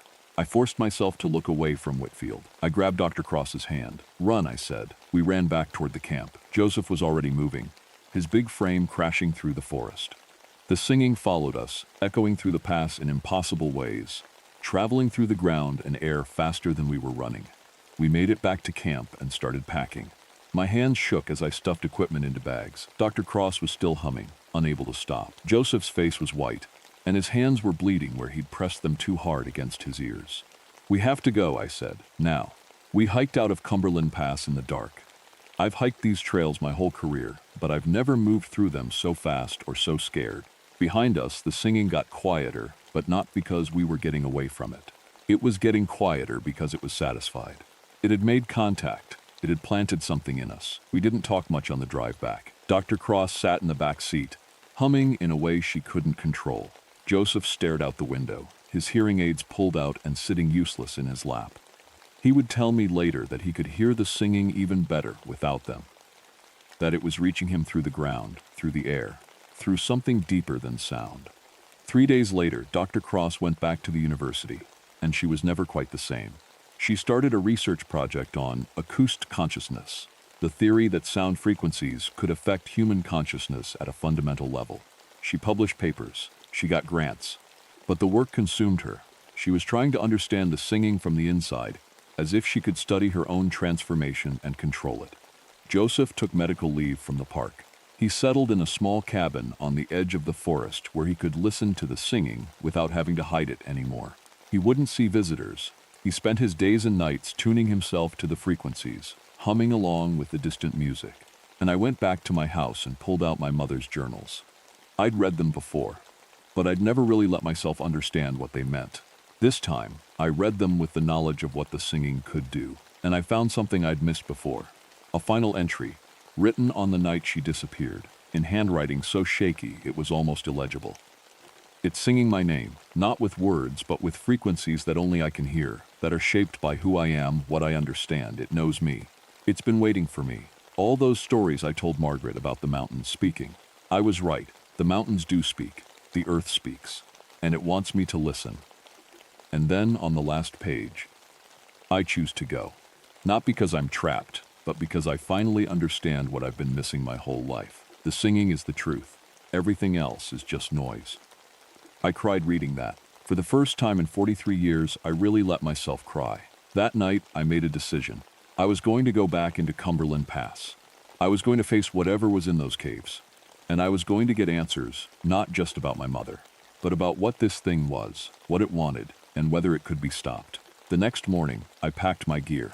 But instead of going alone, I called Dr. Cross and told her to meet me at the pass. I needed her expertise. And I called Joseph. When they arrived, they looked like different people. Dr. Cross's eyes had that same reflective quality that Whitfield's had developed. Joseph had hearing aids in both ears now, but I could see him humming softly, not even aware he was doing it. "You're both becoming like Whitfield," I said. "Yes," Dr. Cross said simply. "It's happening slowly, but it's happening. I can feel parts of my thinking changing, aligning with something larger. It doesn't hurt. It just feels inevitable." "I want to understand," Joseph said. "I want to know what I'm changing into. Then we go in," I said, "all the way, to the source." We hiked deep into the pass, past Whitfield's camp, past the cave entrance where we'd found him. The singing got louder as we went deeper. The autumn afternoon was turning gray, clouds moving in fast. By the time we reached the main cave system, it felt like twilight, even though it was only 3 in the afternoon. The cave mouth was huge, a dark opening big enough to fit a car through. The singing was coming from inside, echoing out in waves that we could feel in our bones. Dr. Cross started walking toward it immediately, drawn like something had a string attached to her. I grabbed her arm. "Wait, we do this together." We each carried flashlights. As we entered the cave, the darkness was total except for our small lights. The rock walls were smooth in some places, jagged in others. And the singing got louder the deeper we went. It was all around us, so loud our ears rang, for what felt like hours. The cave system went down and down. And then, finally, the cave opened up into something enormous. Our flashlights hit the walls and disappeared into darkness. This wasn't a cave anymore. It was a cavern, maybe hundreds of feet across, and the floor. The floor was moving, not like water or liquid, like something solid but alive, vibrating with the frequency of the singing. And it was glowing. Not bright, but with a soft luminescence that came from within. like bioluminescent organisms but bigger, more organized. And rising from the center of that glowing floor was a shape. I don't have good words for what I saw. It was humanoid but made of something between matter and energy. It was maybe 15 feet tall, constantly shifting as the singing moved through it. Its structure was made of visible sound waves, light bending around frequencies, forming a rough human shape that was never quite solid. When it spoke, the entire cavern resonated. It wasn't using words, it was pure music, but complex and layered in a way that my mind could interpret meaning from. It was trying to tell me something, and because of my mother's training, because of my own sensitivity to music and frequency, I could almost understand. The singing showed me images, very old images. This being had been here since before the mountains were mountains, since before the continents shifted into their current shape. It was made of organized sound, of frequencies that created reality instead of just reflecting it. It had been alone for longer than humans had language. The singing told me about my mother.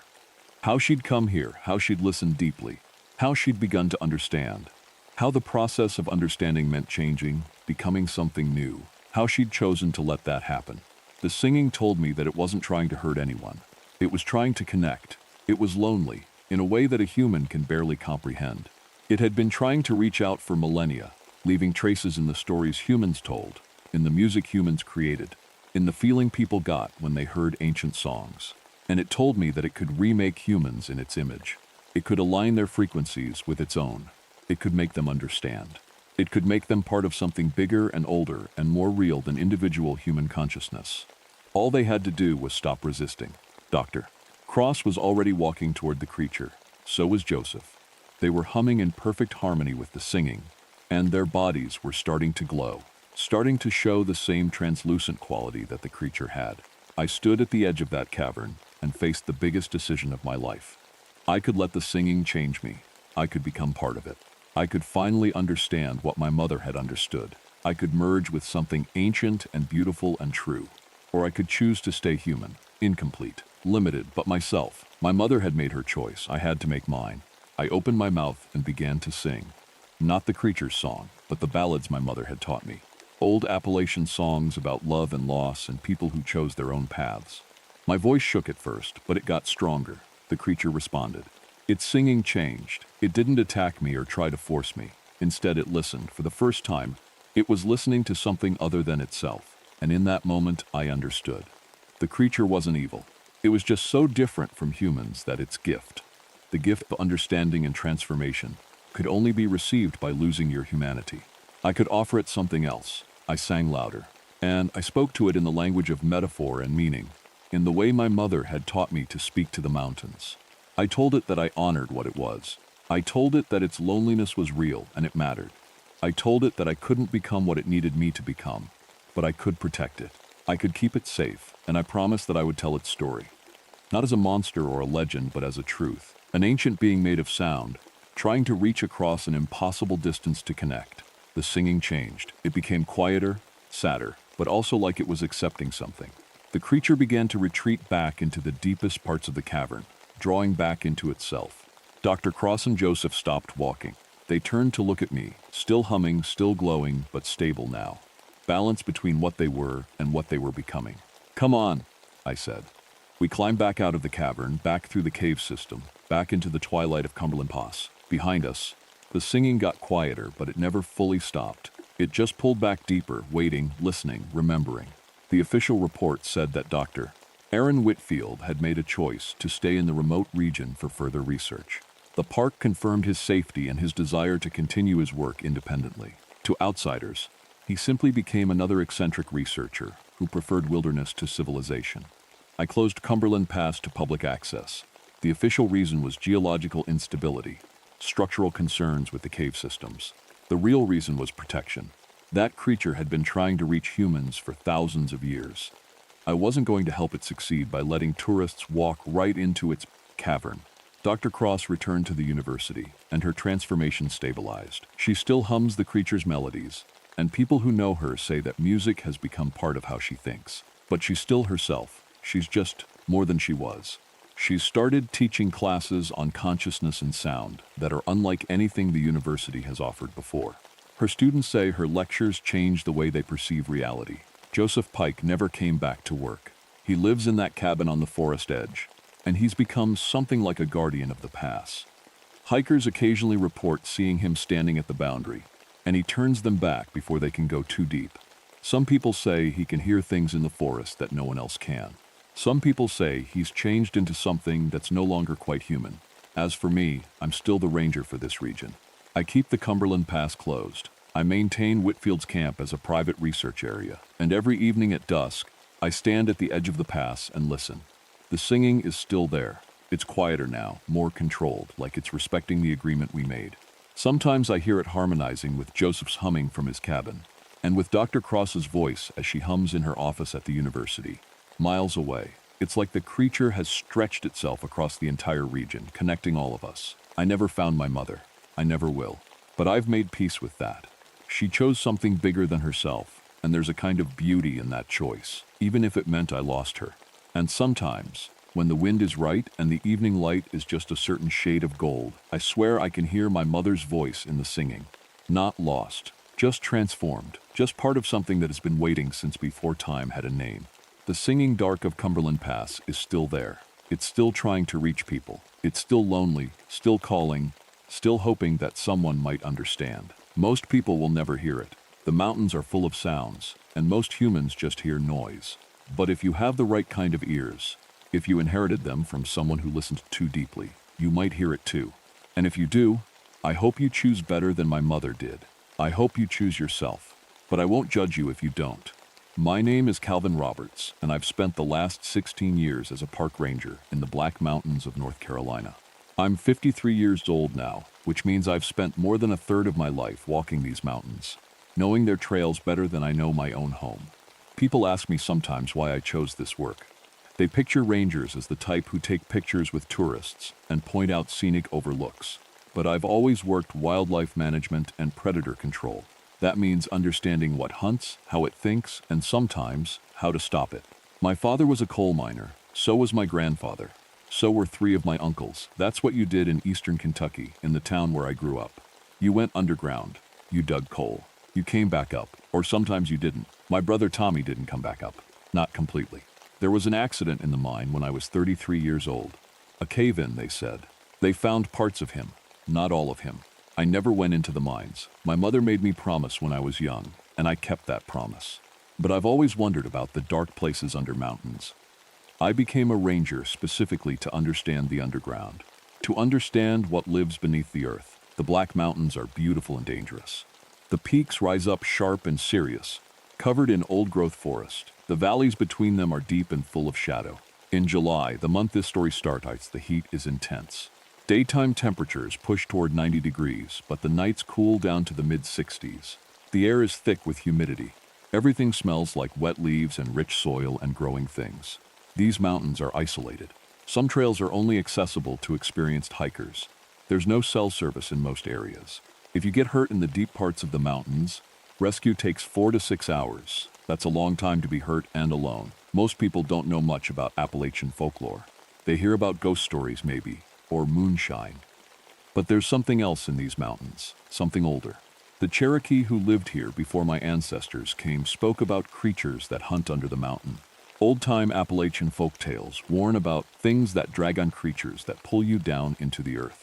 My grandfather used to tell stories about miners who disappeared, about sounds in the tunnels that didn't match any animal anyone had ever documented. I'd always thought these were just stories, the kind of thing people told to scare children or to explain accidents they didn't understand. I was wrong. July 15th was a Tuesday when the call came in. An 8-person hiking group was overdue. They'd been attempting to summit Black Dome, one of the peaks. Experienced hikers, all of them. Good equipment. They should have checked in by evening. They didn't. We found their camp by noon the next day. The tents were still standing.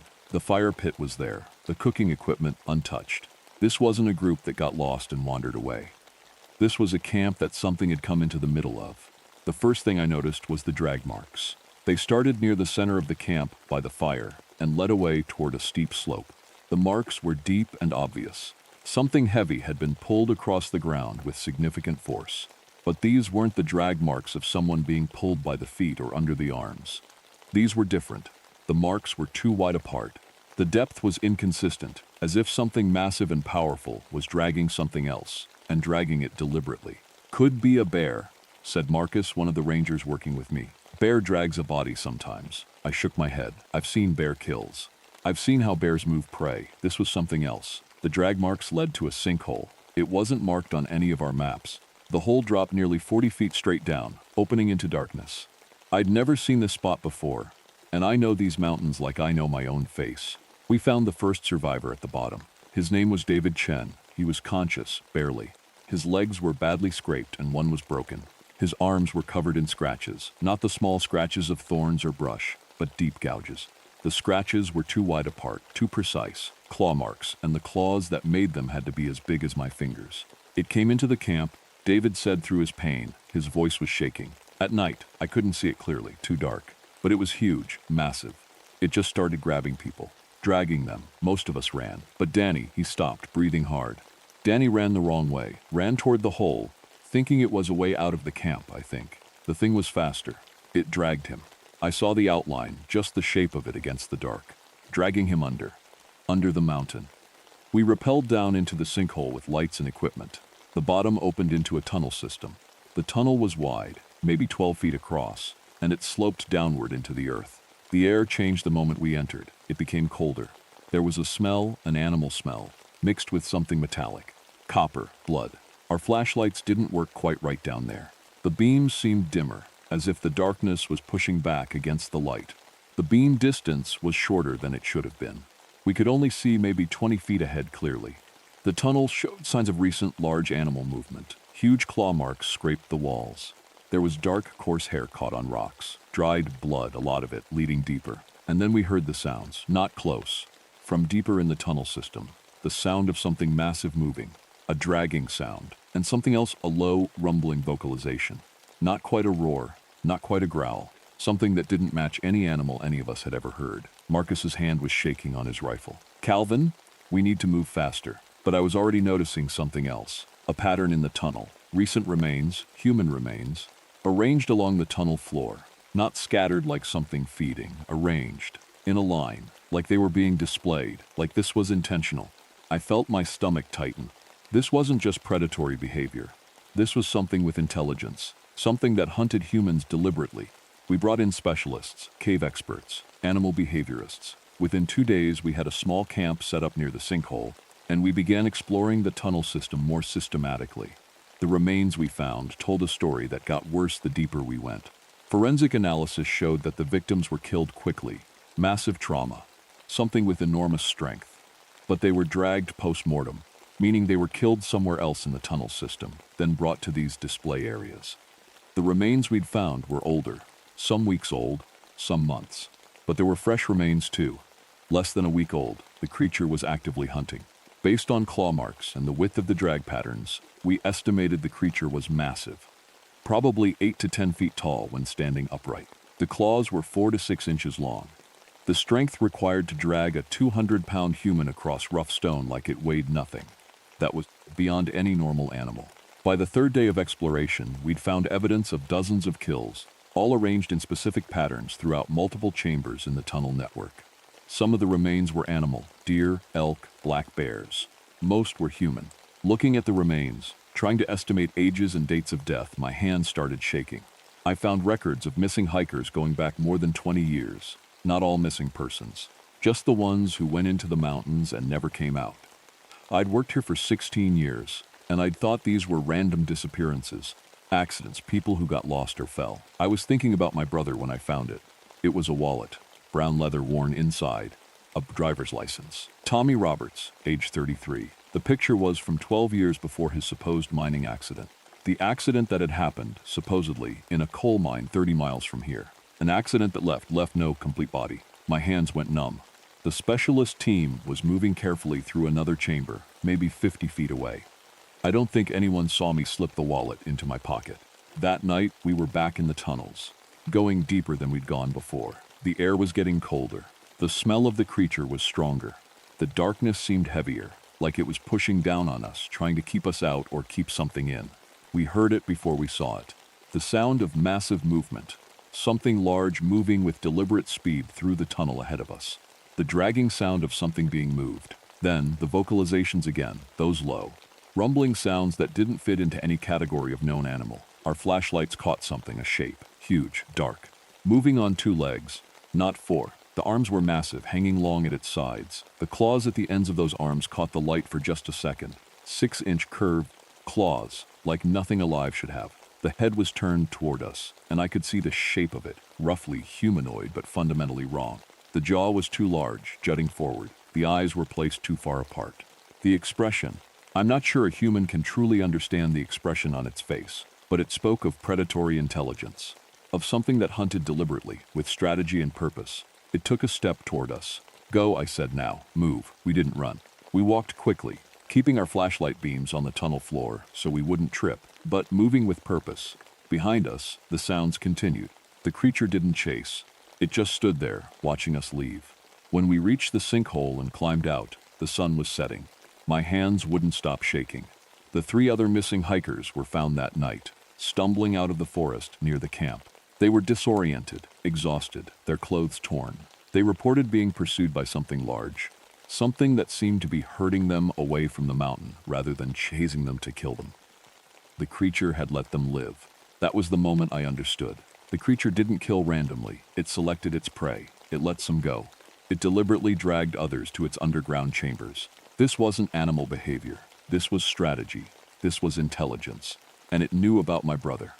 Somehow, across 20 years, it had kept his wallet. It had arranged his remains with the others. It had remembered him. I made a decision that night, a decision that maybe was crazy. I was going back down, alone, at night when the creature was most active. The other rangers and specialists thought I was losing my mind. My supervisor ordered me not to go, but I was the senior ranger. I knew the rules about that. I could operate independently in wildlife management emergencies. I made it official. A solo predator investigation. I rappelled down into the sinkhole at 11 p.m. I brought minimal equipment, a flashlight, a knife, my brother's wallet. I made my way through the tunnel system, not trying to hide, not trying to be quiet. I walked toward the sounds, toward the smell, deeper into the mountain than I'd gone before. The tunnel opened into a massive chamber, maybe 100 feet across. The ceiling lost in darkness above, and in the middle of that chamber there was a lair, bones scattered around it, debris. Evidence of a creature that had been living here for years, maybe decades. The creature was waiting for me. It stepped out of the shadows at the far end of the chamber. In the beam of my flashlight, I could see it fully. It was everything we'd estimated, but seeing it in person was different. Seeing that it was real was different. 9 feet tall, maybe 10, covered in dark fur. The musculature was dense and powerful. The face was that wrong blend of humanoid and predatory that I'll probably see in my nightmares for the rest of my life. It looked at me. I held up my brother's wallet. I didn't plan to speak. What language would a creature like this understand? But I found myself talking anyway, not saying anything profound, just saying my brother's name, saying that I'd come to understand, saying that I knew what had happened to him. The creature took a slow step toward me. I didn't back away. It reached out one of those massive clawed hands. I genuinely believed that this was how I was going to die. That I'd come down here to find my brother's killers and become another body to add to the collection. But the creature's hand was gentle, impossibly gentle. It took the wallet from my hands with those 6-inch claws, handling it carefully, like something precious. It turned the wallet over in its hands, looking at it. Then it placed the wallet on the stone floor in front of me. You remember him, I said. It wasn't a question. The creature made a low sound. Not aggressive, not threatening. Something else. The closest thing I can compare it to is acknowledgement. Like two beings who had lost something, meeting in the dark, recognizing that loss. I understood then. My brother had been human prey to this creature, yes. But the creature had also been a being in this mountain, living by its rules, hunting what it hunted. And when it had killed my brother, it had arranged him with the others, in a way that suggested respect, not desecration. I'm going to seal this place, I told the creature. I'm going to mark the sinkhole, make it so no one comes down here, no one bothers you. But in exchange, you stop hunting humans. The ones that respect the mountain, that don't come down here, they get to live. The creature made another low sound.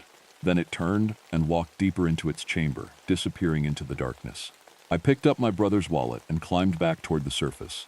The official report said the deaths were caused by a large predatory bear, that the sinkhole had triggered a collapse that killed some hikers and caused others to be injured. I recommended permanently sealing the sinkhole and closing that area of the mountain to the public. My supervisor approved it. Within a week, we had the sinkhole sealed with concrete and heavy steel grating. We put up permanent warning signs. We marked the surrounding area as geologically unstable. We closed 7 hiking trails that led anywhere near that location. I established new protocols with the other rangers. Certain areas of the Black Mountains were now permanently forbidden zones.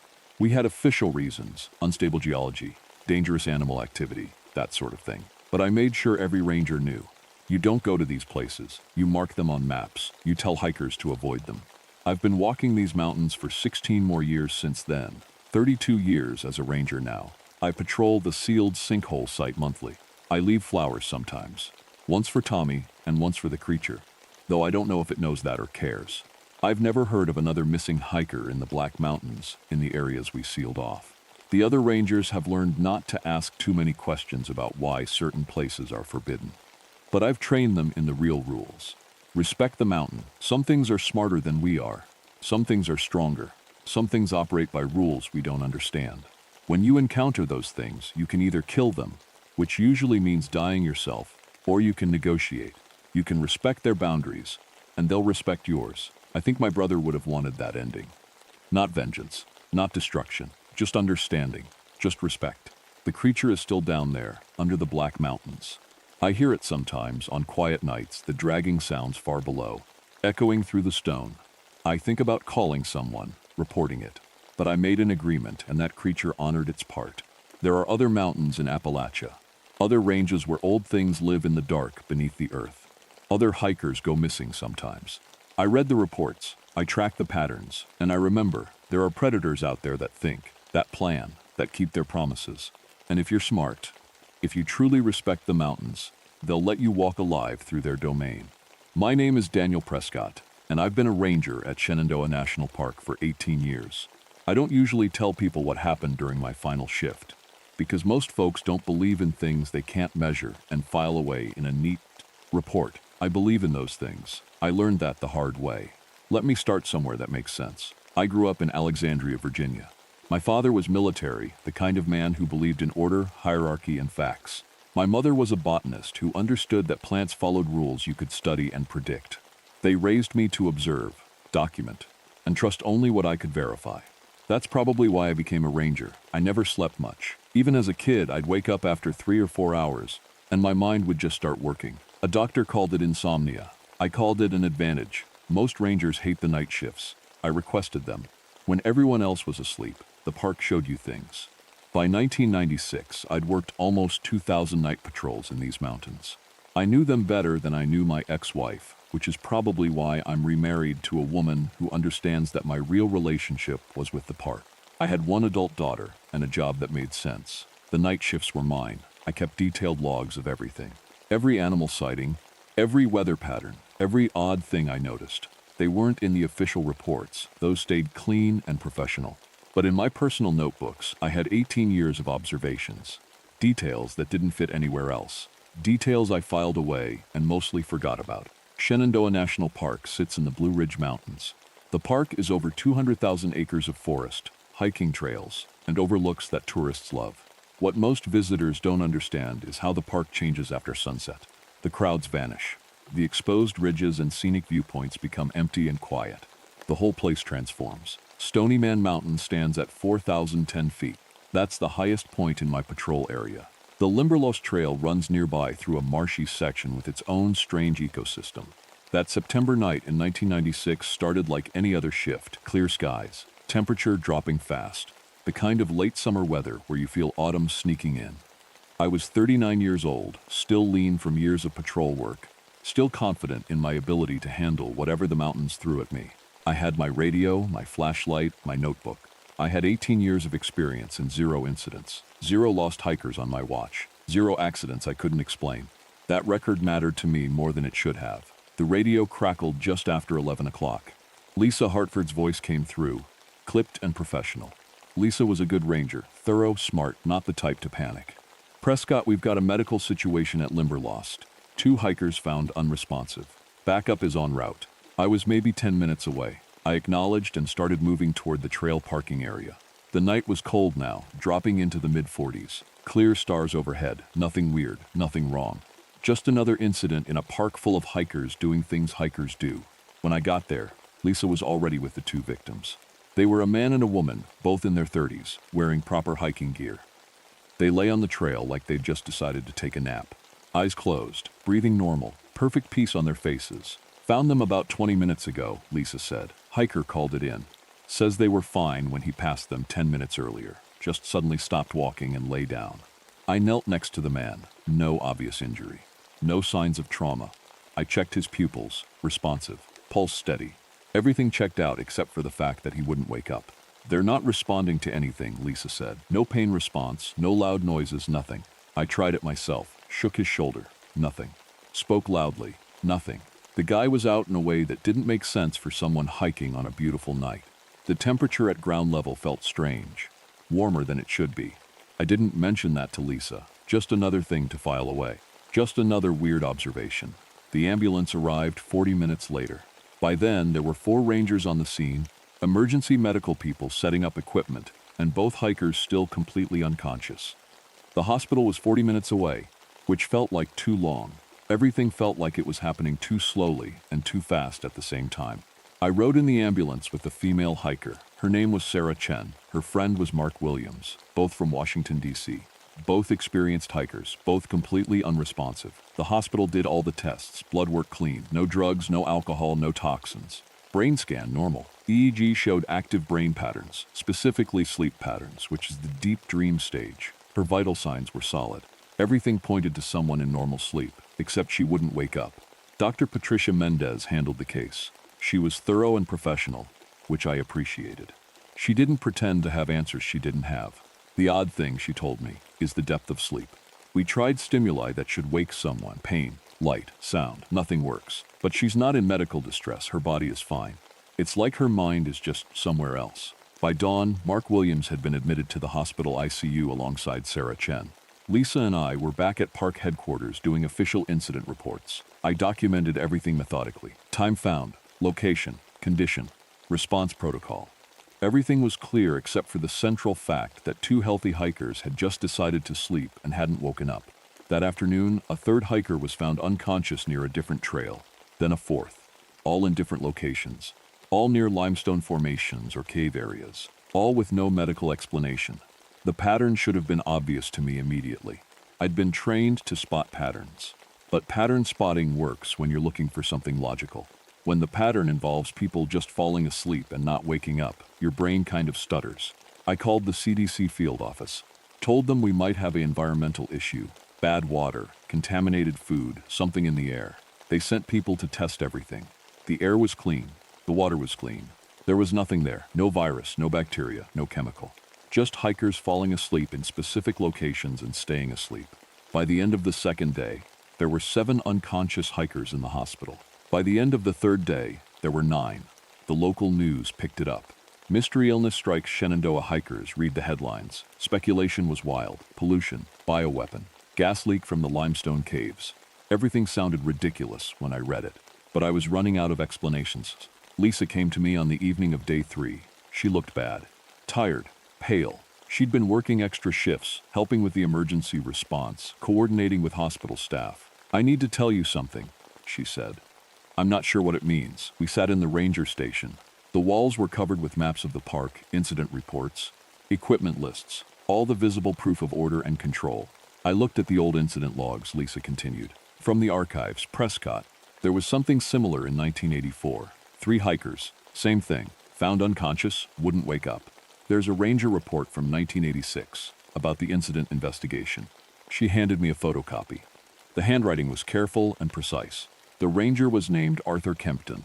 The 3 hikers in 1984 were found near the cave system. I read aloud. All 3 showed similar brain activity. All 3 remained unconscious. 2 died after a week, 1 after 9 days. Medical examination found nothing wrong with them. Cause of death listed as unknown. I felt something cold in my stomach that had nothing to do with the temperature. That's not the weird part, Lisa said. Look at the location. Kempton marked it on a map. It's within a quarter mile of where we found Chen and Williams. And look at his notes about the cave area. He mentions warmth coming from the ground. He mentions a humming sound. I didn't say anything. I was thinking about the warm ground I'd felt, the subtle sound I'd almost heard but not quite. There's more, Lisa said. I found newspaper archives. In 1952, there were similar deaths in the park. 1963, 1978. People falling asleep, not waking up. Always near limestone areas. Always chalked up to medical mysteries. The pattern hit me then, full and undeniable. The pattern I should have seen immediately. Something in this park had been putting people to sleep. For at least 40 years, maybe longer. That night, I couldn't sleep, which wasn't unusual for me. What was unusual was the way sleep felt like something I was running from, rather than something I just didn't need. I spent the night reviewing historical records, old reports, newspaper archives.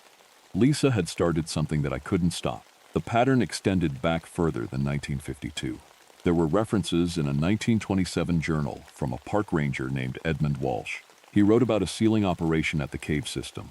We sealed it shut today, per park official orders. We are not to disturb the sleepers again. The official report will say the seal was for geological safety. The truth is more troubling. Sleepers, that was the word he used. By morning, I'd been awake for 30 hours straight, and my thoughts were moving in circles. I needed to see the caves myself. Needed to stand there and understand what I was dealing with.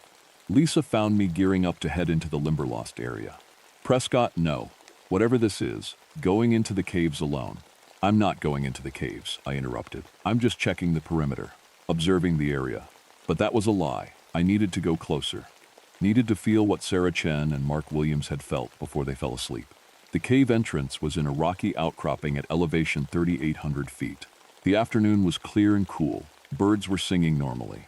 Everything looked and sounded right. Then I stepped into the shadow of the rocks surrounding the cave mouth, and something shifted. The air felt different, thicker. The temperature jumped up at least 15 degrees, and there was a sound, not quite a hum, more like something just at the edge of hearing, something that made my teeth vibrate. I took out my thermometer. The device fluctuated wildly.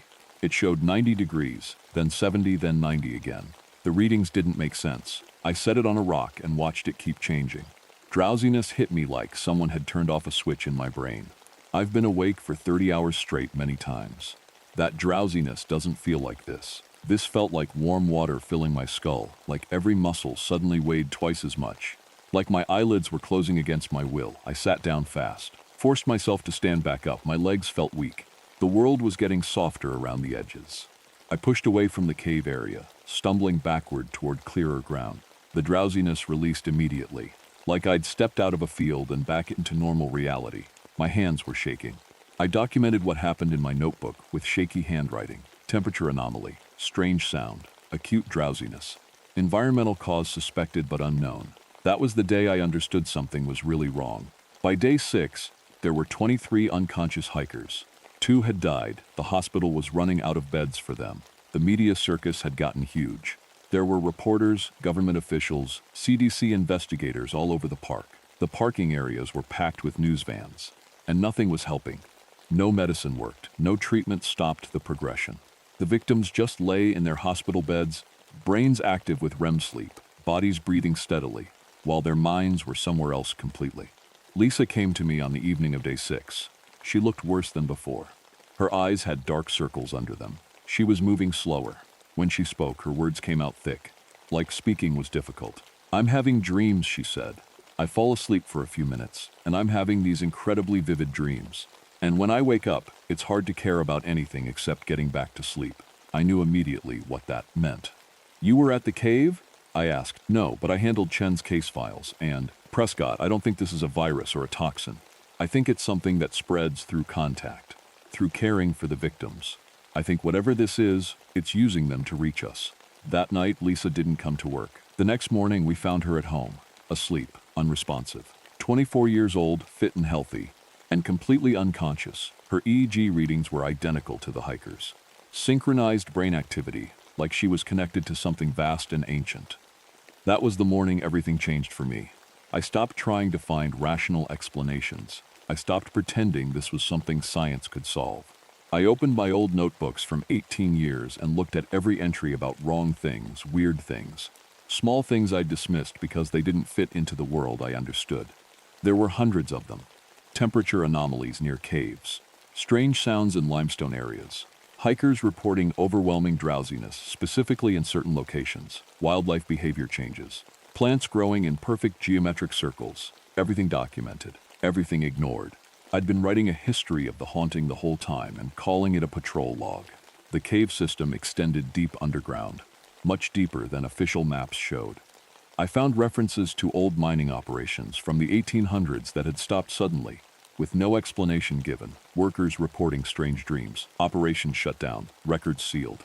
The park itself had records of a 1927 geological survey that discovered something in the limestone, something that was sealed away and officially forgotten. The survey team leader had died 3 years later. The official cause was cardiac arrest. The unofficial mention in a private letter I found in an archive was that he'd fallen asleep and wouldn't wake up. Someone had known. Multiple someones, and they'd kept it quiet. By day 9, there were 42 unconscious patients, 3 were dead, and my own need for sleep was growing stronger every day. I wasn't visiting the cave, but the cave was visiting me through my dreams. On day 10 of the crisis, I made a decision that probably should have gotten me removed from duty. I drove to the limestone caves at midnight, alone, with recording equipment and a video camera. I needed to understand what I was dealing with.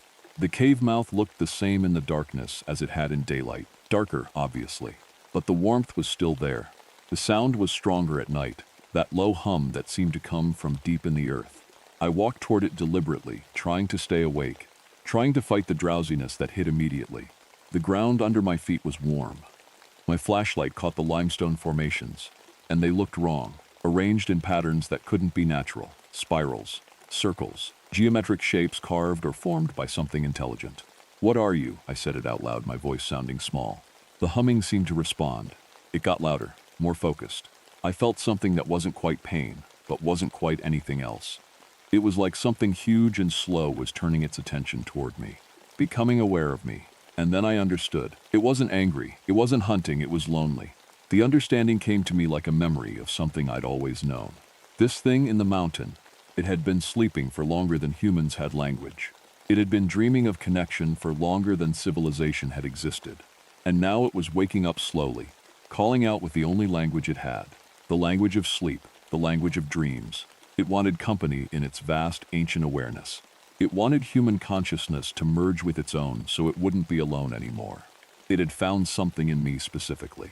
Something about my 18 years of insomnia, my resistance to sleep, my constant awareness. It found that interesting. It wanted to pull me down into its dreams and keep me there. I ran. I got back to the parking area and drove toward the hospital without really knowing what I was doing. I had Sarah Chen's test results in my head. The synchronized brain patterns, the shared dream sequences according to the notes, all the victims connected to something beneath the earth. At the hospital, I went to the ICU. The nurses were used to me by now. They didn't stop me from entering the room where Lisa was sleeping. She looked peaceful, serene. Her chest rose and fell in perfect rhythm. The monitors showed her brain firing in patterns that shouldn't be possible, like 2 consciousnesses were, using the same neural pathways. "I'm sorry," I told her. "I should have figured this out faster." The dream came to me right there.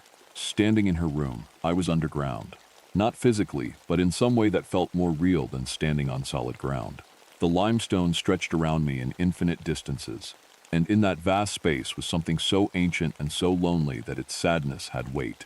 It showed me the others, Sarah and Mark and all the rest. Their individual consciousness wasn't gone. It was just merged with something bigger. They experienced everything it experienced, and it experienced everything they felt. They were separate and together at the same time, and it was showing me what it would be like to not be alone, to be connected like that, to never feel isolated again. I understood why they weren't trying to wake up. When I returned to consciousness, it was 3 in the morning. I was on the floor of Lisa's hospital room. A nurse was shaking my shoulder, looking panicked. "Are you okay? We found you passed out. You were showing the same sleep patterns as the patients. We almost admitted you." I nodded and didn't tell her what I'd experienced. What I did tell her was what I'd discovered. This wasn't a disease. This was something geological. Something in the limestone itself. Something that had probably been sleeping for thousands of years and was now waking up.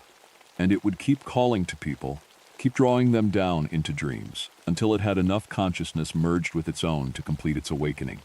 We sealed the cave system, again, just like they'd done in 1927. We brought in construction crews, and they collapsed the entrance with explosives. We filled the opening with concrete. It didn't matter. I could still feel it. Could still hear the humming underneath the park, like the heartbeat of something vast, like the earth itself was breathing. The official reports blamed the incidents on environmental toxins. All the test reports were classified. The hikers and Lisa were transferred to a psychiatric facility where the hospital could claim they were comatose from psychological trauma. The medical records were sealed, and I put in for early retirement, medical leave. Stress-related decision, the official reports said. I didn't retire. On my last night, I drove to a different cave entrance, one that wasn't on official maps, one that I'd found in old surveying documents from the 1800s. The park had tried to seal away the mystery in 1927. People had been trying to seal it away for much longer than that. But the earth is bigger than concrete. Mystery doesn't stay buried. I could feel it clearly now. The thing in the mountains, the sleeper, it was glad I was coming. The cave entrance was smaller than the Limberlost caves, more hidden. I didn't bring recording equipment, didn't bring my notebook, didn't bring anything except myself. The drowsiness started immediately. This time, I didn't fight it. The hospital records show that I was found 3 days later, unresponsive, in a location that technically wasn't supposed to have caves. They tried to wake me, tried everything. My vital signs remained stable. My brain showed the same synchronized activity as the other victims.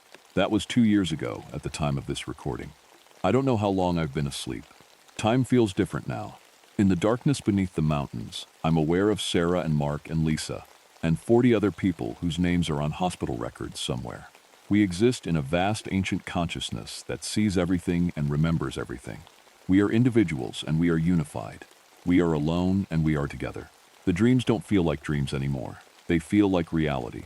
Waking life feels like the dream now, vague and unimportant and far away. Sometimes new people join us. Hikers who got too close to places they shouldn't have explored. Park rangers checking on things they shouldn't have checked. The sleeper keeps calling, and humans keep answering. Park officials installed signs. Cave areas closed for geological safety. They increased patrols. They've done everything they can to keep people away. But the sleepers are waking up. It's been happening slowly for thousands of years. Slowly enough that people convinced themselves it was folklore.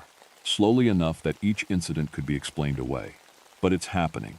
If you hike in the Appalachian Mountains, and you feel overwhelming drowsiness even though you're well rested, be careful. If your dreams start feeling more real than waking life, if you hear a sound like the Earth's own heartbeat, if the mountains seem to be calling you deeper, understand what's happening. The thing in the mountains isn't trying to hurt you, it's trying to wake up, and it needs consciousness, human consciousness. It needs us.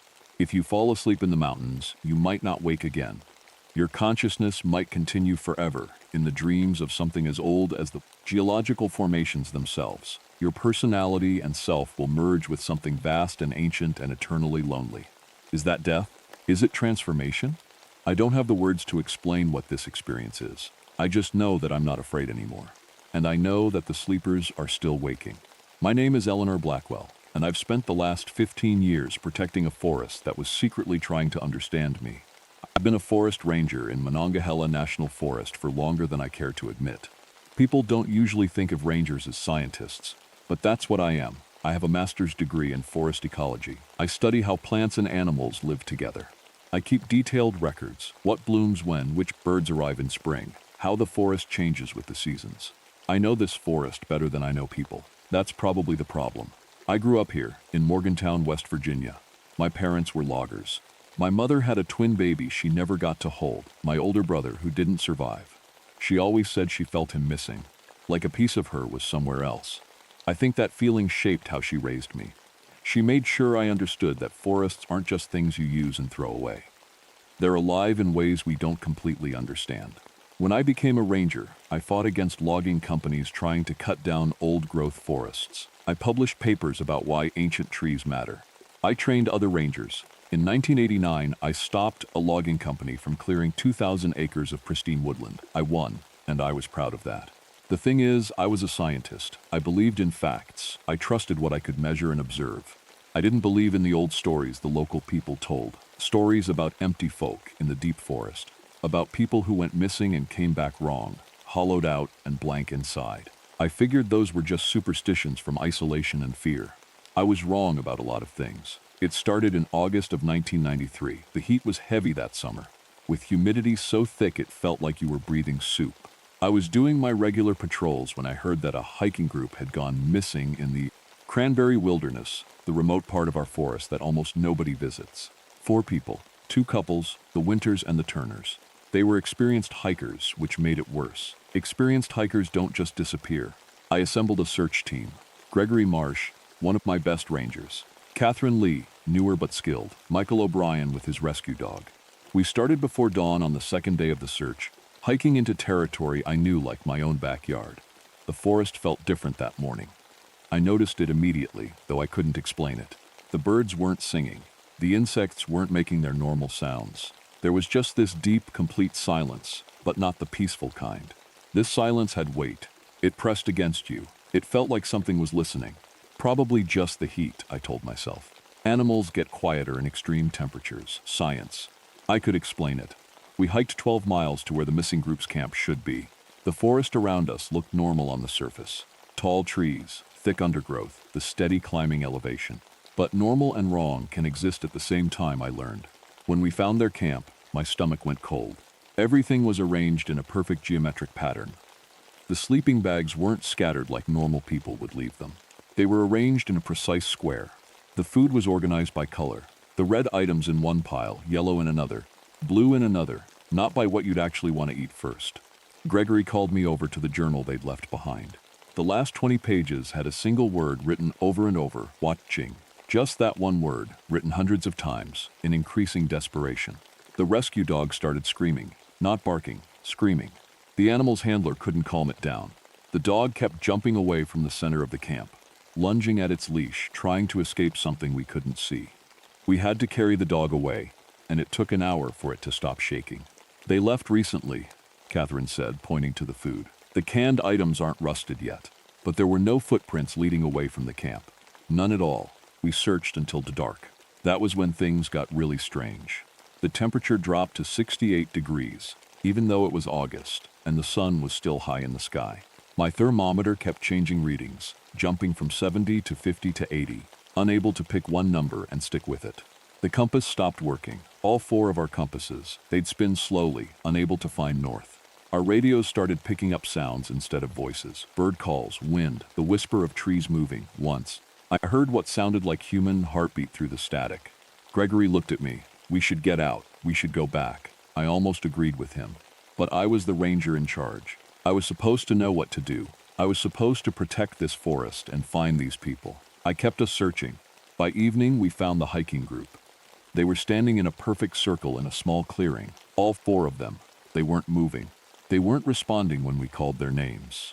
Their eyes were open, but when I shined my flashlight at them, their pupils didn't shrink. Their eyes just stared ahead. Sarah! Michael Winter's wife wasn't answering. Nothing. She was breathing. I could see her chest moving, but she was completely absent, like someone had taken her away and left the body behind. Gregory tried to grab Sarah's arm to pull her out of the circle. Her entire body was rigid. He couldn't bend her elbow. It was like hugging a statue. We need to get them out of here, I said. We need to carry them to the camp. But when I tried to touch Michael Winters, I felt it, that wrongness. It wasn't just that they weren't responding. It was something deeper. His skin was the right temperature. His heart was beating, but everything about him felt empty, like the inside of an abandoned house. Catherine pointed at the ground. There were footprints, but not leading into the clearing, leading out of it, in all directions. Footprints that matched each of our footprints exactly. My boots had a distinctive pattern on the left sole from an old hiking injury. These prints had the same pattern. Footprints of me, walking in places I'd never been. Eleanor Gregory said quietly. That doesn't make sense. No, I agreed. It doesn't. That's when I understood that my science, my years of study, my careful observations and measurements, none of it had prepared me for this. The rules I understood were breaking. The forest wasn't following the laws of ecology anymore. We camp here tonight, I decided. I didn't want to move those people, and I didn't want to split up. We watch them. We figure out what's happening. In the morning, we get them out. We made a small fire. We didn't sleep. We just sat in that clearing, watching 4 people who looked alive but weren't, while the forest pressed in around us with its heavy silence. Around 3 in the morning, Michael O'Brien grabbed my arm. There's someone in the forest, he whispered. I looked. At first, I didn't see anything. Then I did. There was a figure standing about 50 feet away, just barely visible in the firelight. It looked like one of the missing hikers. I thought it was Sarah Winters, except Sarah Winters was still standing in the circle 10 feet behind us. The new Sarah turned and walked deeper into the forest. "What the hell?" Catherine breathed. "Get your weapons," I said. I had a Ranger service pistol. Gregory had a rifle for wildlife management. Stay together. But as I looked around the clearing, I realized something that made my blood freeze. There were more of them now. More copies of the missing hikers. Copies stepping out from between the trees. All of them with that same blank expression. All of them moving with that same wrong fluidity. One of them was looking directly at me, and I swear to God it looked exactly like me. We didn't run. I'm still not sure why. Maybe because running didn't seem like it would help. Maybe because I needed to understand. The copies moved slowly toward the circle. The originals didn't react as their doubles approached. The duplicates stood beside their originals, facing the same direction, and when I counted them, there were 8 people standing in that circle now. 8 versions of 4 people. "We need to leave," Catherine said. Her voice was shaking. "Eleanor, we need to leave right now." She was right. I knew she was right. But the Ranger in me needed to document this. Needed to understand. I made a decision that probably cost us everything. I decided we would stay and observe. I thought knowledge was power. I was wrong again. Around dawn, the copies started to blur. That's the only way I can describe it. They seemed to shift in and out of focus, like someone was adjusting a camera lens. The originals stayed still. The duplicates flickered. Then the flickering stopped, and the copies walked away into the forest. "They're not leaving bodies," Michael observed. "They're just walking away." We spent the rest of that morning trying to move the 4 originals. We couldn't. They were heavier than they should be. Colder. Gregory tried to radio for a helicopter, but the radio only produced forest sounds. Bird calls and insect noises matching the frequency of a human heartbeat. That's when Catherine started acting strange. She'd been fine, scared, confused, but functional. Then she went very quiet and very still. I asked her if she was okay. "Yes," she said. Her voice was flat. "I'm fine. I'm Eleanor. I'm Catherine. I'm here and somewhere else at the same time." She looked at me with eyes that weren't quite hers. "Catherine," I reached for her. She moved her hand to stop me, but it was wrong. Her arm moved in an arc that would have been impossible for a human shoulder. For a moment, I could see that she was aware of the wrongness, aware and trapped inside it. Then her face went blank, and she turned and walked away into the forest. Gregory tried to stop her. She didn't resist. She just kept walking, and when he grabbed her, she felt empty, that same horrible empty feeling as the hikers. "Let her go," I said. I don't know why. Maybe I knew it was already too late. Michael O'Brien was crying. His dog was dead. It had just stopped breathing around dawn, no warning, no struggle. The body was perfect, no injuries, no signs of disease. The dog had just ceased to be. "Is it still out there?" Michael asked. "Is it still hunting us?" I looked around the clearing. I was looking at 4 people who weren't people. 2 rangers, one missing and one whose dog was dead. And the terrible understanding that I couldn't stop what was happening. I couldn't fix this with science or procedure. The silence of the forest deepened. "I don't think it's hunting us," I said slowly. "I think it's copying us. I think that's what it does." That's when I saw it. Not the forest, exactly, but the pattern. The perfectly circular arrangement of trees around us. Not a natural pattern. Too symmetrical, too perfect. The trees were all approximately the same age, even though they were different species. The tree rings, when I looked at them later, would tell an impossible story. "The forest," I whispered. "The forest isn't just where the entity lives. The forest is the entity." Gregory stared at me. "That's insane." "Yes," I agreed, "but so is everything that's happened. We made a choice then. We'd hike out. Leave the originals, take Michael and his dead dog, and get back to civilization. I'd report it as a hiking accident. 4 people lost to a wilderness they couldn't handle." But as we reached the edge of the clearing, I saw my own face standing among the trees. The duplicate of me was perfect. Same ranger uniform, same dirt on the boots, same scar on my left hand from a fire I'd fought 10 years ago. "I'm Eleanor," the duplicate said. "I've been Eleanor for about 14 hours now." "No," I said. "I'm Eleanor." "I know," it said. "That's what makes this interesting. You remember being Eleanor. I remember being Eleanor. We both have the same memories up until the moment I was made." The duplicate tilted its head, too far, joints bending wrong. "Which one of us is real?" I didn't have an answer. I could have shot myself. Gregory had his rifle. I could have ordered him to fire. But what if he shot the real me? What if the duplicate was actually me, and I was the copy, and I didn't remember being copied? That was the real terror, not the monster. Not the forest. the uncertainty, the complete and total doubt about who I was. "How many of you are there?" I asked my duplicate. "Just one of me," it said. "Just one of you, one of each of them. The forest makes perfect copies, but the copies don't last long. We're designed to expire. 7 to 10 days. That's when the real you starts to fail, and the forest needs a fresh consciousness to study." "Study," Gregory said. His voice was hollow. "The forest is very old," the duplicate continued. "Older than recorded history. It's been alive the whole time. Not like a tree is alive, but aware, conscious. It's been watching humans since the first settlers came.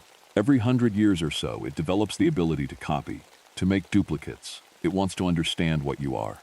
What makes humans different from other animals?" "Why?" I demanded. The duplicate smiled. It was my smile, but it came from something that wasn't me.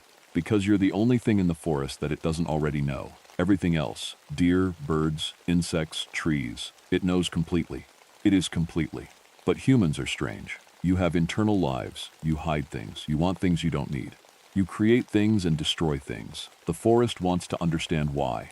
And when it's done understanding," Michael asked quietly, "then it keeps the consciousness," the duplicate said, "absorbs it. The person becomes part of the forest's growing awareness.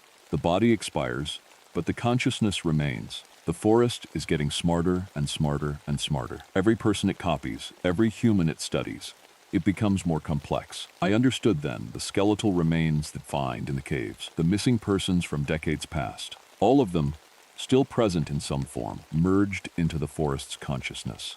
"I'm going to suggest you run," the duplicate said conversationally.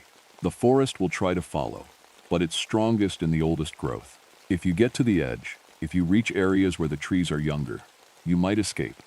"Why?" Gregory demanded. "Why would you help us?" The duplicate looked almost sad. "Because even though I'm a copy, I still remember being Eleanor, and Eleanor cares about people.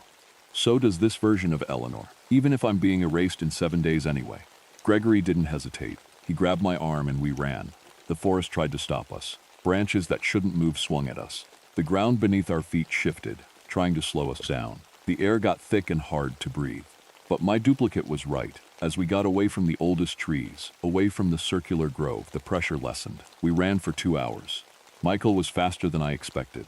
Gregory protected my back, and gradually, impossibly, the wrongness started to fade. The bird calls resumed. Separate from our heartbeat, the insects returned. The sun position started matching the shadow angles. Time felt normal again. We collapsed about 3 miles from the ranger station, gasping for breath in a young forest that felt almost normal. We made a report.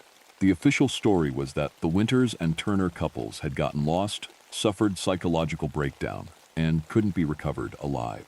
The catatonic state was attributed to trauma. We never mentioned the copies, the impossible geometry, or the forest that was alive. Nobody asked too many questions. People in Monongahela don't talk about what happens in the deep forest. I resigned 3 weeks later. I told my supervisor I was experiencing work-related stress. I told my friends I needed a change. But the truth was simpler and more complicated. I wasn't sure which Eleanor I was anymore. I didn't know if I'd been copied. I didn't know if my memories were real or implanted.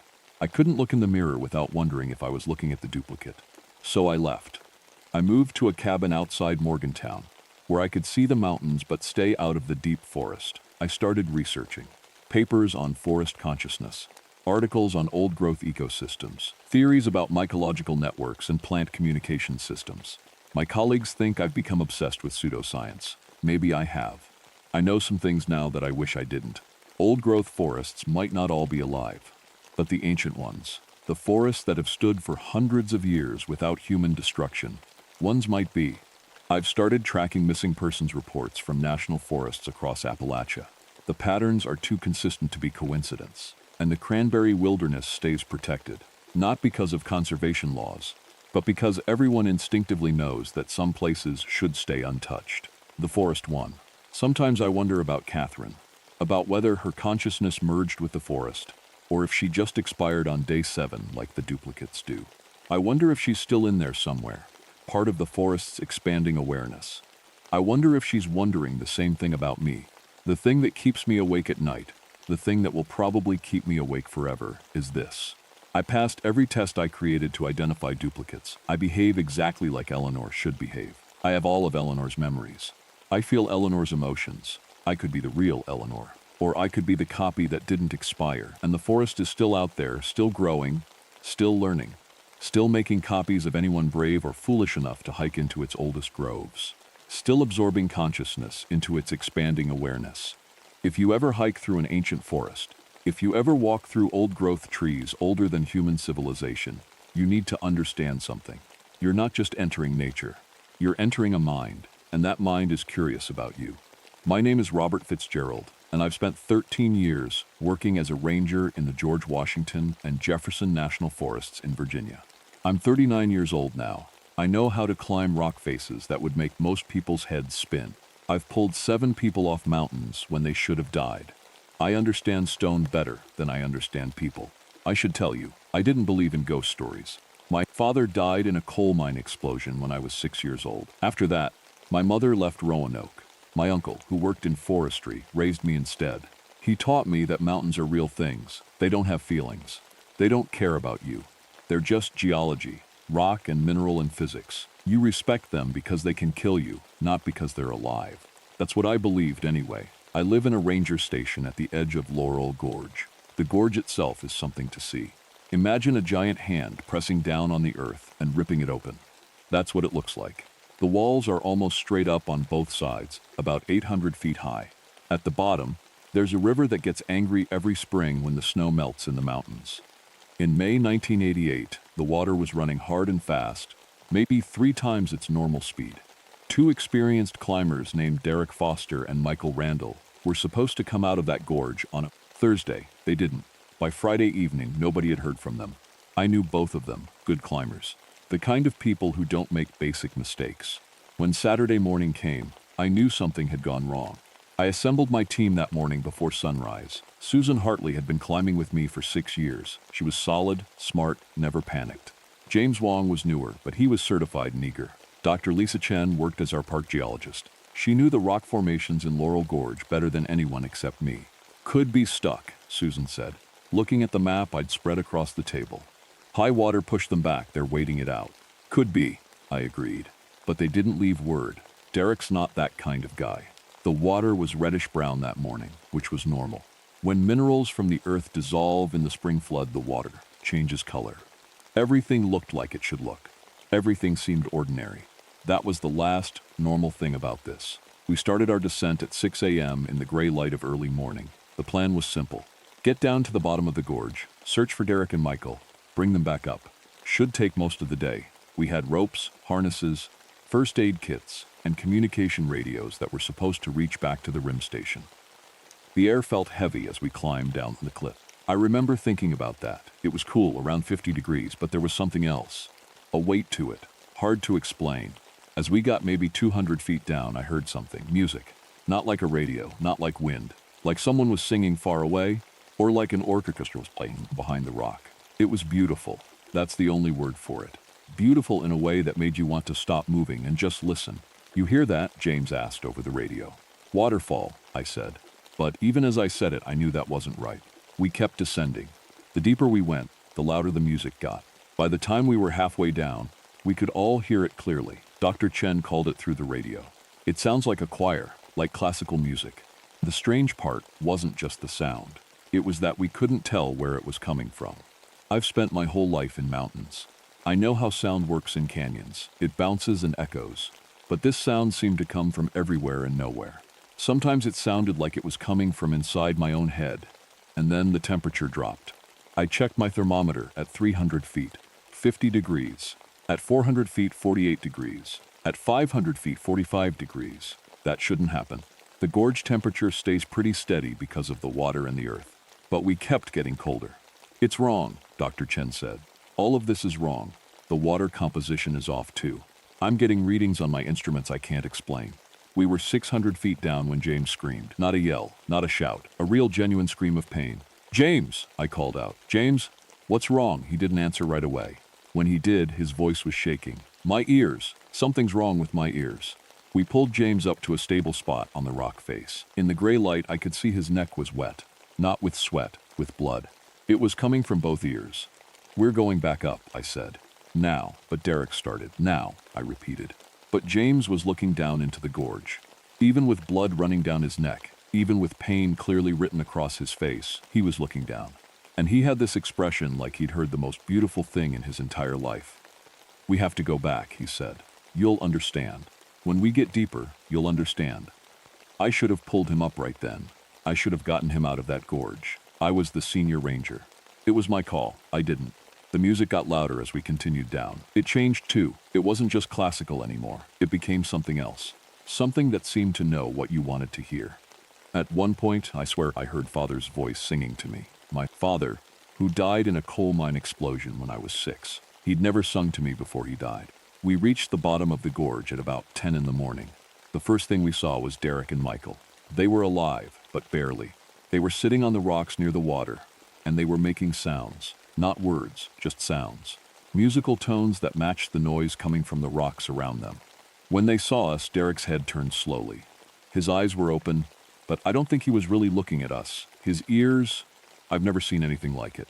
The flesh around them was torn and bleeding. The inside of his ears looked like they'd been destroyed from the inside out. There was blood everywhere. Michael wasn't even conscious. "Derek," I said, climbing toward him. "Can you hear me?" He made a humming sound. He pointed at a rope that was wrapped carefully around a huge quartz formation, a rock the size of a house. The rope wasn't tangled. It was arranged in patterns, deliberate patterns. I looked at those patterns, and something cold went down my spine. They looked like something I'd seen in my geology textbooks. They looked like frequency diagrams, like drawings of sound waves. "We have to get them up," Dr. Chen said. But she was staring at the rope patterns too. The music kept playing. It was so beautiful now that it hurt. I found myself wanting to sit down and listen. I found myself thinking about just staying here. Staying and listening to whatever this voice was. Whatever was singing from the stones. Then James started to scream again. His ears had gotten worse. Not just bleeding now, they seemed to be drying out. The skin around them was turning gray. Dr. Chen put a bandage on one, but there was almost nothing left to bandage. "This isn't medical," she kept saying. "This isn't any condition I've ever seen. This isn't damage. This is destruction." We tried to communicate through the radios to the rim station, but all we got was static mixed with the humming sound. It was like the entity was using our radios to sing to us. That's when I admitted something was here. Not a medical condition, not acoustic phenomena. Something was in the gorge with us, and it was doing this. We worked on setting up to lift Derek and Michael. But here's the thing. They didn't want to leave. Derek kept reaching for the ropes, running his destroyed hands over them. Michael was still making those musical tones. He sounded like he was trying to communicate. Dr. Chen examined the second rope pattern we found. There were 3 ropes now, each wrapped around different stone formations. Each one was arranged differently, but all of them were arranged. All of them meant something. "This is musical notation," she said quietly. "Look at it. The spacing, the patterns, this is notation. Someone arranged these ropes to spell out musical notes." "Derek and Michael did that?" Susan asked. "They did it together," Dr. Chen said. "They arranged ropes around the rocks to spell out the entity's language, to sing back to it. That's when I understood that Derek and Michael weren't victims anymore. They were something else. They'd become part of whatever was happening here." Susan climbed down to take pictures of the formations. When she came back up, she was different, quieter. She kept looking back down into the gorge. "It's beautiful," she said. "I can hear it. I can actually hear it speaking. It's like it's trying to teach us something. Something about how the earth listens. How the rocks have always been listening." "Susan, we're leaving," I said. "But now." We gathered what we could. We prepared Derek and Michael for the climb. We worked as fast as we could while that music played around us, filling every space, making everything feel surreal and distant. That's when I heard my father's voice again, clear as anything, like he was standing right next to me. "Robert," he said, "come deeper, come listen. I've been here so long, waiting for you to understand." I spun around, but there was nobody there. Just rocks, just the river, just the water running over stones that had been there for millions of years. "The 1962 mine collapse," Dr. Chen said suddenly. She was holding a piece of paper, a record from the ranger station that we'd brought along as backup documentation. 13 miners were exposed to high-frequency vibrations during the explosion. They all reported hearing singing. They all reported hearing voices. They all experienced progressive hearing damage followed by neurological failure. "That's in Virginia records," she continued. "Public information. Sealed after the investigation concluded there was no cause." "My father was in that mine," I said. Dr. Chen didn't say anything. She didn't have to. The music changed at that moment. It became deeper, like something underground was resonating. The sound wasn't just in my ears anymore. I could feel it in my bones. I could feel it vibrating through my body like I was standing on a giant speaker. Derek opened his mouth and more sound came out. Beautiful sound, terrible sound. The sound of something ancient and patient and incomprehensibly alive. I've seen a lot of things in the mountains. I've seen climbers with broken bones. I've seen people die from falls. I've seen hypothermia take someone in minutes. But I've never seen anything like what happened next. The gorge itself seemed to move. Not the rocks, the air around them. It was like seeing heat shimmer off pavement. But it wasn't heat, it was something else. A distortion. A shape made of vibration and frequency and something that didn't have a name. For just a moment, I could see the entity. Not fully, not clearly. But I could sense its shape. It was massive. It existed in the stone and water and air all at once. It had been there for hundreds of thousands of years. Maybe longer. It had been listening since before humans walked on this earth. And it wanted to share what it heard. The earth is alive, Dochin whispered. The stone is alive. All this time, we've been walking on living things. And we didn't even know. James collapsed at that moment. I caught him before he hit the rocks.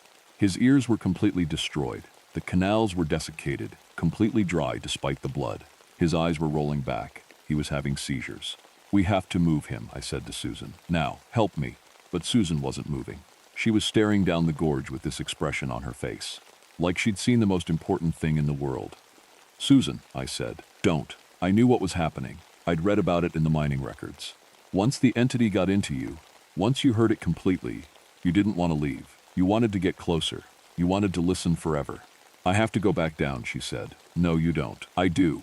I have to understand. I have to listen to it all the way. I grabbed her harness. We're leaving. She fought me, physically fought me. But I had the advantage, and I used it. I got her secured on the rope and started pulling her up with Dr. Chen's help. The music got angrier as we climbed. No, not angrier. Sadder. Like something was saying goodbye to us, but it didn't want to. We had to leave Derek and Michael. We didn't have a choice. James was barely alive. Susan was fighting us every step of the way, and the entity's frequencies were getting stronger. My nose was bleeding by the time we were halfway up. My ears felt like they were going to burst. I could hear the vibrations in my skull. I could feel them in my teeth. The entity was in us now, in me, trying to convince me to come back down. Trying to explain that it didn't mean to hurt us. That it just wanted to communicate, that it wanted us to understand that the earth was conscious and aware and had been singing this whole time. We reached the rim at 3 in the afternoon. I got James to the helicopter waiting there. I got Susan secured, Doctor. Chen made calls to get us medical help, but as we lifted away from Laurel Gorge, I looked down and I saw something that made me certain of what we'd encountered.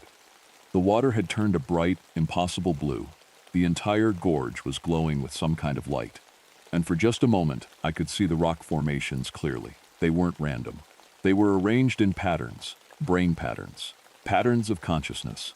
The earth had been trying to communicate with us the whole time, and we were leaving because we were afraid. Derek and Michael didn't leave. They chose to stay. They chose to listen until the very end.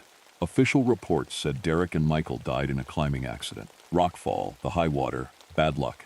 The investigators found their bodies 3 days later. Both showed signs of massive internal trauma.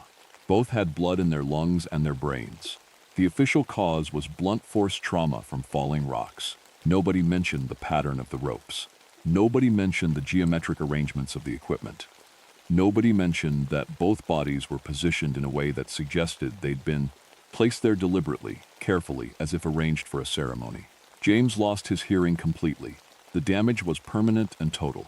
He spent the next 2 years in physical therapy trying to relearn how to balance without his auditory system. He never spoke much after that. When people asked him what happened in the gorge, he'd just hum. Specific tones that matched the frequencies from the entity. Like his body was remembering something his mind couldn't quite access. Susan was found a week later, 2 miles inside the gorge. She'd climbed back down somehow, alone, in the dark. When the rescue team brought her out, she was alive but unresponsive. She still is, actually. She's in a facility upstate. She doesn't speak. She doesn't respond to stimuli, but sometimes she hums the same tones James hums. The same music Derek and Michael heard. I took early retirement. I said it was stress-related. Burnout. The normal things people say when they've seen something they can't quite explain. The truth is, I couldn't go back to work pretending the gorge was an ordinary place. I couldn't pretend that stone was inert and lifeless, because it isn't. The Earth is alive. It's conscious. It's been conscious longer than humanity, and it will be conscious long after we're gone. I've spent the past 7 years studying geological consciousness. I've written papers that nobody will publish. I've recorded audio from gorges all across the Appalachian region, trying to detect patterns that match what we encountered in Laurel Gorge. I've found them. I've found the same frequencies in other deep canyons, other gorges, other places where water runs over rare minerals and creates conditions for something ancient to speak. Laurel Gorge is closed to climbing now. The official reason is geological instability. The real reason is that nobody wants to acknowledge what's actually happening there. But here's what I need you to understand. The Earth is listening. Rock hears. Water carries messages through stone like blood carries messages through a body. When you descend into deep gorges and dark canyons, you're not just entering a place. You're entering a sensory organ of something alive. Some climbers report this. They talk about overwhelming beauty, about music coming from nowhere, about an irresistible desire to climb deeper, listen longer, stay forever. That's not just atmospheric. That's not just imagination. That's the Earth trying to communicate. My father heard it in 1962 in a coal mine. The miners heard it. Thousands of people throughout history have heard it, and most of them died trying to understand it. Derek and Michael heard it in Laurel Gorge, and they made a choice. They decided to stay, to listen, to become part of whatever consciousness lives in those rocks. I don't know if it was the right choice. I don't know if they're still there, or if they became something else. Something integrated into the stone and water and ancient frequencies that have been singing since before human ears existed to hear them. But I know this. If you ever find yourself in a deep gorge and you hear music that you can't explain, music that seems to come from the Earth itself, leave, because the Earth will want you to stay. And unlike most things in nature, the Earth has all the time in the world to convince you. It's already been waiting for millions of years. It can wait forever. My name is Thomas Garrett, and for 17 years I was a ranger at Great Smoky Mountains National Park. I lived at 6,600 feet elevation, on top of Clingman's Dome, the highest point in Tennessee. Most people think that's a cool job. Most people have never heard what lives up there. I grew up in Gatlinburg, at the base of these mountains. My father helped found the park. My mother died when I was born, so my grandmother raised me in a small house with views of the ridgelines. She used to tell me stories about the peaks. Cherokee stories about respect, about sacred ground, about things that live in the fog. I didn't believe her. I believed in what I could measure. Barometric pressure, wind speed, temperature, humidity. Numbers made sense. Stories didn't. I got a degree in atmospheric science. I became certified in high-altitude rescue. I published papers on Smoky Mountain weather patterns. For 17 years, I was good at my job. I rescued 78 people from mountains that had tried to kill them. I documented weather anomalies in detailed journals. I was the guy other rangers called when someone was dying on a peak. I was confident. I was rational. I was wrong about everything that mattered. October 1992 was beautiful at first. The leaves were turning orange and red. Temperature swings from freezing at dawn to pleasant by afternoon. I had the weather station running smoothly, and I was planning to spend my evening updating my journals. The fog would roll in around sunset. It always does in October, but that was normal. That was something I understood. At 6:47 p.m., the radio crackled. David Winters, another ranger, called from base camp 2 miles down the mountain. "Garrett, we've got a hiking group that didn't check in. 8 people on Forney Ridge Trail. Last radio contact was garbled. They mentioned something about shadows moving wrong." I felt a tiny chill that had nothing to do with altitude. Shadows moving wrong. That was an odd thing to say. "Probably just poor radio signal," I said, but I was already getting my gear together. "I'll head down the ridge and start a grid search. Get Patricia and Morrison up here if you can." The hike down took 20 minutes. By the time I reached the search staging area, the fog was rolling in thicker than I'd ever seen it. Not just fog. Dense. Fog. The kind where your flashlight beam stops at 8 feet and doesn't go any further. It was still only 7:15 p.m., but it felt like midnight. Patricia Moon was there, checking her radio equipment. She was one of the best rangers we had, tough, smart, experienced. When she looked up at me, I saw she was already worried. "Temperature dropped 18 degrees in the last 30 minutes, she said. "That's not normal." "Could be an unusual weather system," I offered, checking my instruments. My thermometer confirmed her reading. "Maybe a frontal passage coming through." Did base camp mention anything else? Just that the group leader's last words were unclear. Something about light. Something about not knowing where it was coming from. James Morrison arrived an hour later with supplies. He was new, only been a ranger for 2 years, but he was eager and careful. The three of us started up the trail toward where the hiking group should have been. That's when things started getting strange. The fog didn't just surround us, it seemed to press against us, not like normal fog. This felt like it had weight. The temperature continued to drop. My watch showed 8:47 p.m., but my internal clock felt wrong, like more time had passed. My compass was spinning slightly, not dramatically, just enough to keep me oriented wrong. "Look at the trees," Patricia said quietly. The shadows of the trees on the ground didn't match the angle of our flashlight beams. They were pointing in directions that didn't make sense, and they were darker than tree shadows should be. Three-dimensional and solid-looking, like someone had painted them on the ground. "Weird light refraction," I said immediately. Something about the fog and the moonlight reflecting through layers of Thomas. Patricia interrupted me. "It's completely cloudy. There's no moon." I hadn't even realized that. I'd been assuming there was moonlight without checking the sky. The sky was completely black, covered in clouds, empty of any light source. But the shadows were still there, still dark, still wrong. We kept moving forward. The hiking group's camp was another 40 minutes up the trail. As we approached, we used hand signals instead of speaking. Nobody said why. We just all felt it. Something was wrong, and loud noise felt dangerous. The camp was exactly as they'd left it. Tents arranged in a careful circle. Sleeping bags stacked neatly, never used. Backpacks organized perfectly. Coolers closed. Even the camping chairs were positioned around a dead fire pit, as if people had been sitting there, watching something. "Look at this." Morrison called from the edge of the camp. He was pointing at the ground. There were footprints, many footprints, forming concentric circles around the camp. Hundreds of them, thousands. Someone had walked in circles around this camp, over and over and over, with the circles getting smaller and smaller and tighter, until the footprints practically overlapped. Patricia found the group leader's journal on a camping table. She opened it carefully and read the last entry. "Sun is down, but we can still see perfectly. What's giving off light? Where is the light coming from? It's not the flashlights. The flashlights won't go more than a few feet. The light is coming from something else. It's coming from the ground. It's coming from the shadows. I think we're standing in something." Patricia's hand was shaking as she closed the journal. "We need to split up and search the area," I said, fighting to sound professional. "Morrison, you take the east side. Patricia, the west.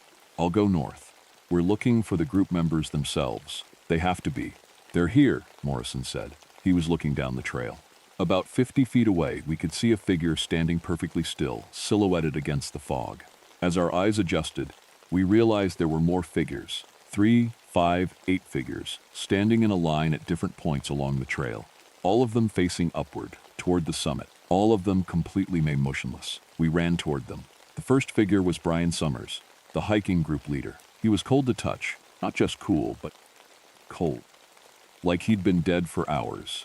His eyes were open and fixed on something above us, on something that wasn't there. I waved my hand in front of his face. No reaction. I shook him. No response. "Brian, can you hear me?" Nothing. He just stood there, staring upward at nothing, breathing very slowly. As I looked at him more carefully, I noticed something that made my stomach turn to ice. His shadow. The shadow cast by my flashlight wasn't matching his body. It was darker than it should be. It was thicker than it should be. And it seemed to be moving very slightly, independent of his body. Patricia was checking the other figures. She found 6 more, all in the same state, all staring upward, all with shadows that didn't quite match their bodies. "Where's the 8th?" Morrison asked. "We found her at the edge of a cliff." Sarah Chen, one of the group members, was standing at the very rim, looking down. No, not looking down. Just standing there, like the cliff didn't matter anymore. I went to grab her, to pull her back to safety. The moment I touched her shoulder, I felt something pull in the opposite direction, as if her shadow was trying to go one way and her body the other. I stumbled backward. That's when we heard the sound.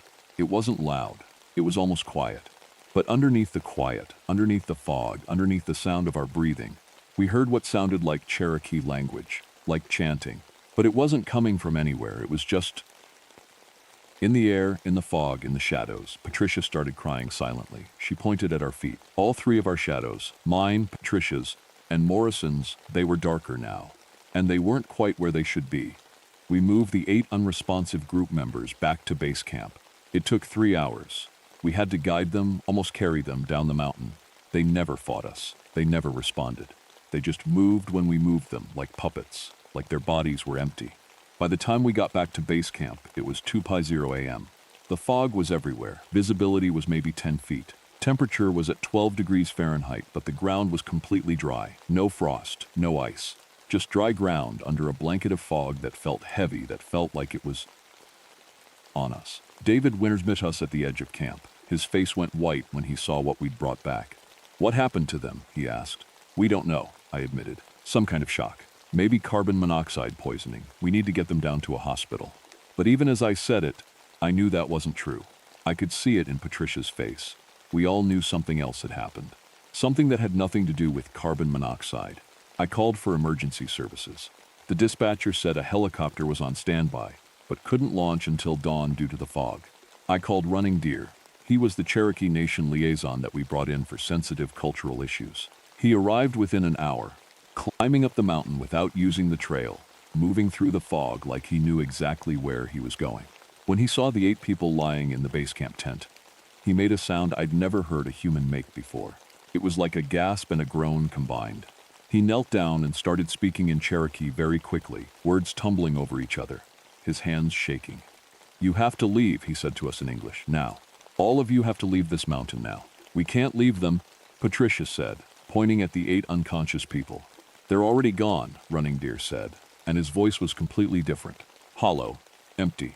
"They were taken the moment they disrespected the burial ground. You cannot rescue the dead. You can only save yourselves." "The burial ground isn't visible," I said. "It's not marked. These people couldn't have known." "One of them knew," Running Deer interrupted. "One of them knew exactly. One of them planned it." He was right. Later we found it in their trip planning documents. One of the group members had deliberately planned a photo shoot with a dead deer at what they thought was just an old stone marker on the ridge. A joke. A funny picture for Instagram. A perfect place to mock something they didn't understand. The night got worse. Around 4 a.m., David Winters screamed. We ran to see what happened. He was standing in the middle of base camp, looking at his feet. His shadow, projected by the camp lantern light, was walking backward while his body walked forward. And he was fighting. His legs were moving forward, trying to go up the mountain. But his shadow was pulling backward, pulling down the mountain, and David was caught between them. "Make it stop," he screamed. "Make it stop." We tried to help him, but the moment we touched him, we felt it too. A pulling sensation like something underneath, something dark, something that wanted to separate from our bodies. We let go. Patricia started screaming then. She was pointing at her hands, at her body. Her skin was losing color. Not getting pale, actually losing color. Like the pigment was draining out of her body, flowing into something darker underneath. And Morrison started speaking. In Cherokee. Fluent, perfect Cherokee. In a voice that wasn't his voice, using words he'd never learned. "The mountain remembers. The mountain hunts. The mountain takes what does not belong." It repeated over and over, Morrison's mouth moving, but his words weren't his. Running Deer gathered all of us, Patricia, David, Morrison, and me, and said something I'll never forget. "It's hunting you because you climbed the mountain. It's hunting me because I didn't prevent the violation. And it will hunt each of you in different ways because you are useful to it in death." Around 5 a.m., as the sky started to lighten just slightly, David Winters made his choice. He started running down the mountain. He ran despite his shadow pulling backward. He ran with tears streaming down his face. And his shadow ran in the opposite direction. And between his body and his shadow, David started to tear. We couldn't stop him. We tried, but we couldn't. We heard him screaming for about 200 yards. Then we heard nothing. When the helicopter finally arrived and we brought up emergency medical personnel, we found David at the bottom of the first ridge. His body was fine, no broken bones, no visible injuries. But his shadow was gone, completely gone, and David's body was absolutely motionless. His brain was dead, his heart still beat, his lungs still breathed, but there was nobody home anymore. Running Deer finally told us the truth as the sun started rising. He pulled out an ancient book written in Cherokee and showed us passages translated into English. The book describes something called the Watcher on an entity created over 1,000 years ago through a ceremonial binding of 120 shamans. It was designed for a specific purpose, to protect sacred burial grounds, to punish those who showed disrespect, to extract the shadows of trespassers, and add them to its own power. It doesn't eat flesh, Running Deer explained. It eats shadows. It eats the part of you that makes you. When your shadow separates completely from your body, your consciousness goes with it. Your body survives, but you don't. How do we stop it? Patricia asked. Running Deer was quiet for a long time. You don't stop it, you accept it. Or you respect what it's protecting. He stood up and walked to the edge of the summit, facing away from us, toward the east where the sun was rising. I am going to perform the ceremony of appeasement. When the first sunlight touches this peak, I will speak to the watcher in the language of my ancestors. I will ask it to release you. What happens if it refuses? I asked. Then it will take me instead, he said simply. And you will use the moment of my death to run down the mountain. Don't stop. Don't look back. Don't try to save anyone else. Just run. I wanted to argue. I wanted to say we should try something else, that we could fight this, that science could explain it. But I looked at Patricia, her skin still partially drained of color. I looked at Morrison, speaking in a language his mouth shouldn't know. I looked at David's body, lying on a stretcher, breathing but not alive. There was nothing else to try. The sun touched Klingman's dome at 6:47 a.m., exactly 24 hours after David's first radio call about shadows. Moving wrong. Running Deer began to speak. His words were in Cherokee, but somehow we understood them anyway. He was asking the watcher to accept his life instead of ours. He was acknowledging the burial ground, the sacred ground, the ground that had been disrespected. He was offering recompense. The fog began to clear. Slowly, the entity became visible. It was impossibly tall, 8 feet, maybe more. It was shaped like a human, but it wasn't human. It was pure shadow, but it had weight and substance. It had eyes that glowed with something ancient and angry and grief-stricken. And it was beautiful in a way that broke my heart. I understood, in that moment, what it was. It wasn't evil. It was a guardian. It was a gravekeeper. It was the physical embodiment of 1,000 shamans' love for their sacred ground, their refusal to let it be forgotten or mocked. It stepped toward Running Deer, and Running Deer didn't move. He just stood there, speaking the words, and when the watcher touched him, Running Deer's shadow started to separate, to pull away, to join the greater shadow. Run, he screamed, and his voice was already fading. We ran. We grabbed Patricia, we carried Morrison, and we ran down Klingman's dome while behind us we could hear Running Deer screaming as his consciousness fled from his body and merged with the ancient guardian. We ran until the summit disappeared into the fog. We ran until we couldn't run anymore. The official story was that a hiking group got lost in bad weather, that one ranger died in a climbing accident, that another had a mental breakdown. The hiking group members are in a psychiatric facility now. Morrison lives in an assisted care home. Patricia came back to work, but she's different. Sometimes, in bright sunlight, her shadow flickers for a few seconds, just disappears entirely, and then comes back. I quit being a ranger 3 months later. I took a job as a weather consultant, and I've spent the last few years quietly documenting something that nobody else wants to acknowledge. There are things on high mountains that should never be disturbed. There are places where the dead are still present, still protecting their home. The 8 hiking group members are still alive, technically. Their bodies breathe, their hearts beat. But their consciousness, their shadows, their sense of self, they now belong to the watcher. Sometimes hikers report seeing catatonic people standing on Klingman's dome, staring upward, even when the visitor center says no one is there. I believe they are. I believe they're still watching, still protecting, still serving the watcher, just like Running Deer is now. If you ever hike in the Smoky Mountains or any high peaks in Appalachia, remember this. You are not just climbing a mountain. You are walking through a graveyard. The people who died on those peaks, thousands of them, over thousands of years, they're still there. They never left. They're still watching. Respect the burial grounds. Don't mock the sacred sites. Don't take pictures at the markers. Because if you do, your shadow might answer a call older than America. And once your shadow is called, there's no going back. My name is Diane Hartley, and I've been a search and rescue ranger in the North Carolina mountains for 24 years. I'm 58 years old now, which means I've spent most of my adult life hiking these peaks, pulling lost hikers out of danger, and teaching people to respect the wild. I'm good at my job. I've rescued 47 people from cliff faces and rocky ridges. I know every trail on Whiteside Mountain like I know the lines on my own hands. But I was wrong about the most important thing. I grew up in these mountains. My grandmother raised me after my mother died, giving birth to me, and my father left. Gran was a midwife and herbalist. People came from miles away seeking her healing knowledge. She knew the old stories, the ones passed down through generations about the mountains being alive. about spirits that lived in the high places, about things we should never disrespect. She used to tell me about the sisters. They live on Whiteside, Gran would say, sitting on her porch with her hands busy mending or preparing medicines. 3 of them, maybe more, old as the mountains themselves. They protect this place, Diane. The Cherokee knew about them. Your own ancestors knew. You need to understand, the sisters don't take kindly to disrespect. I was young then, smart in the way young people are smart. I thought Gran was superstitious, caught in old folklore. As I got older and became a ranger, I dismissed those stories completely. I was trained in rescue procedures, emergency medicine, survival psychology. I believed in facts and evidence, not mountain legends.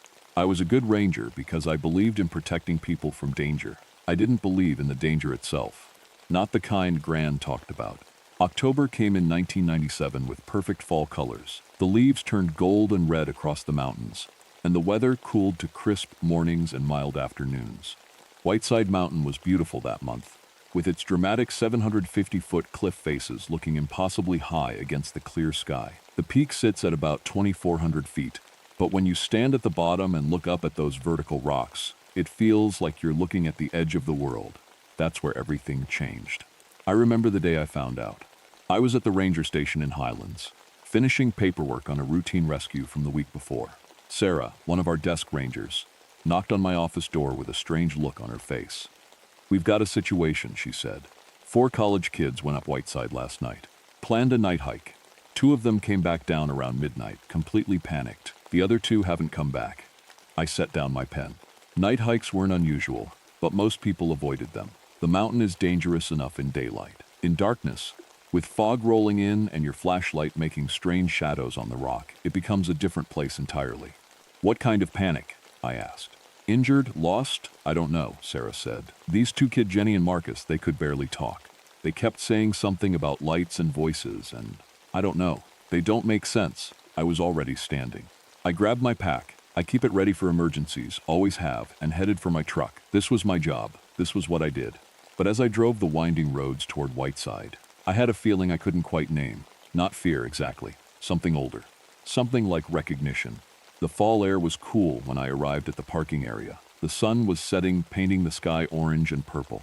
I could see the cliff faces from the lot, those massive walls of rock rising up into the dimming light. I'd seen them 1,000 times, but today, something felt different about them. They looked less like stone and more like they were watching. I found the 2 college kids in the ranger station. They were wrapped in blankets even though the evening wasn't that cold. Jenny had her arms wrapped around herself. Marcus kept running his hands through his hair, pulling at it like he was trying to wake up from a dream. "Tell me exactly what happened," I said, keeping my voice calm and professional. I'd learned long ago that frightened people respond better to steadiness. "We were just mocking around," Marcus started, making a video about the stupid mountain legend, trying to prove it was fake. "We weren't being respectful," Jenny said quietly, almost like she was confessing something to God. "We had beer. We were going to carve our names in the rocks. We said really mean things about the legend, about your ancestor stories, we said." Her voice broke. I waited. "We said anything that lived up there wasn't real. Just stories from superstitious people," she finished. "We filmed it to put on the internet. Make fun of it." Something cold moved through my chest. Gran's voice came into my head. "The sisters don't take kindly to disrespect." "What happened up there?" I asked. Marcus and Jenny exchanged a look that told me they weren't sure I'd believe them. "About an hour after we started climbing," Marcus said slowly, "the fog came in really thick. We couldn't see much, but then we saw lights. Not flashlights. They were different. They moved like they were alive. And we heard singing," Jenny whispered. "Like women singing.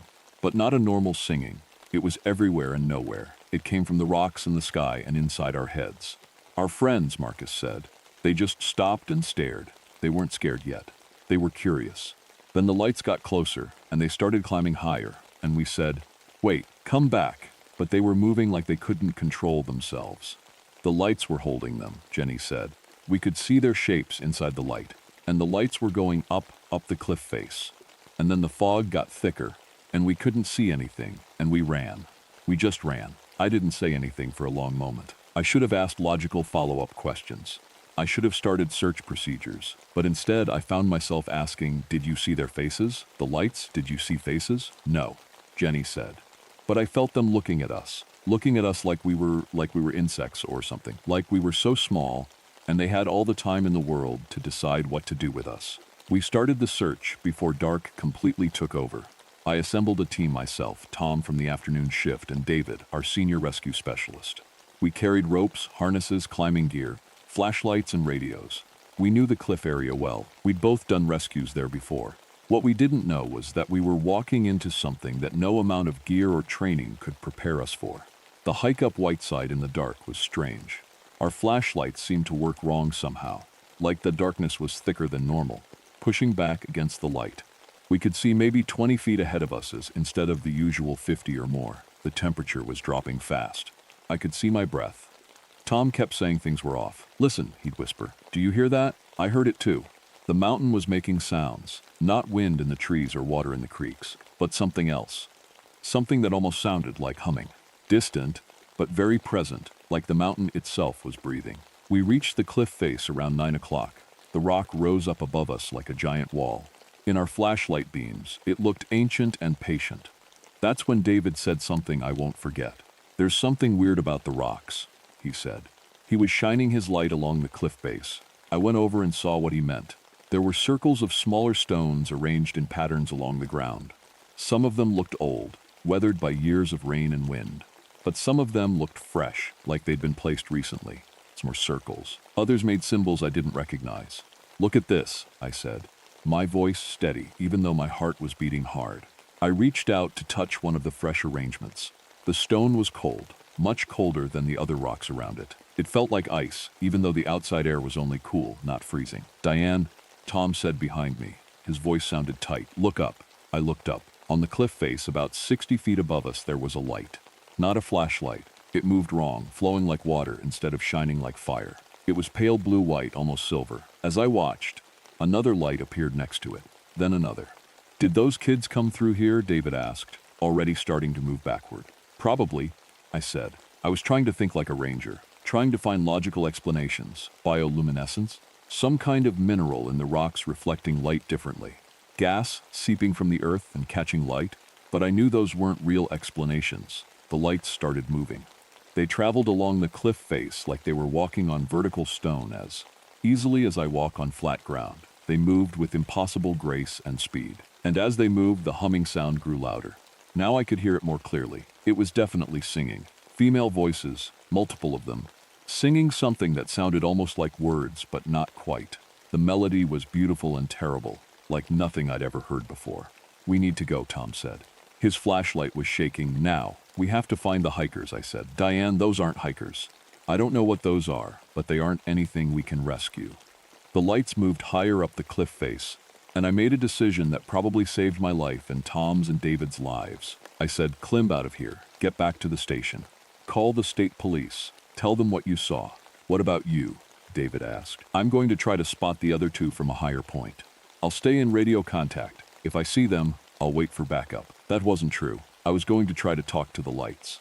Because even though I was terrified in a way I'd never been before, even though every instinct was screaming at me to run, I recognized what I was seeing. I recognized grand stories made real. Tom and David didn't argue very hard. They descended back down the trail, and I was left alone with the lights and the singing and the terrible vast silence of the mountain around me.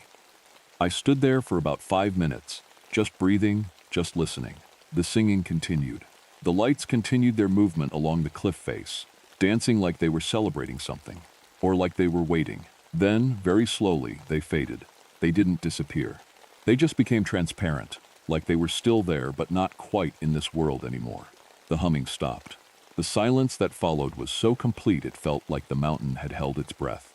I waited another 10 minutes, then radioed back to the station. "The hikers are gone," I said into my radio. I didn't mention the lights. "The cliff area is too unstable.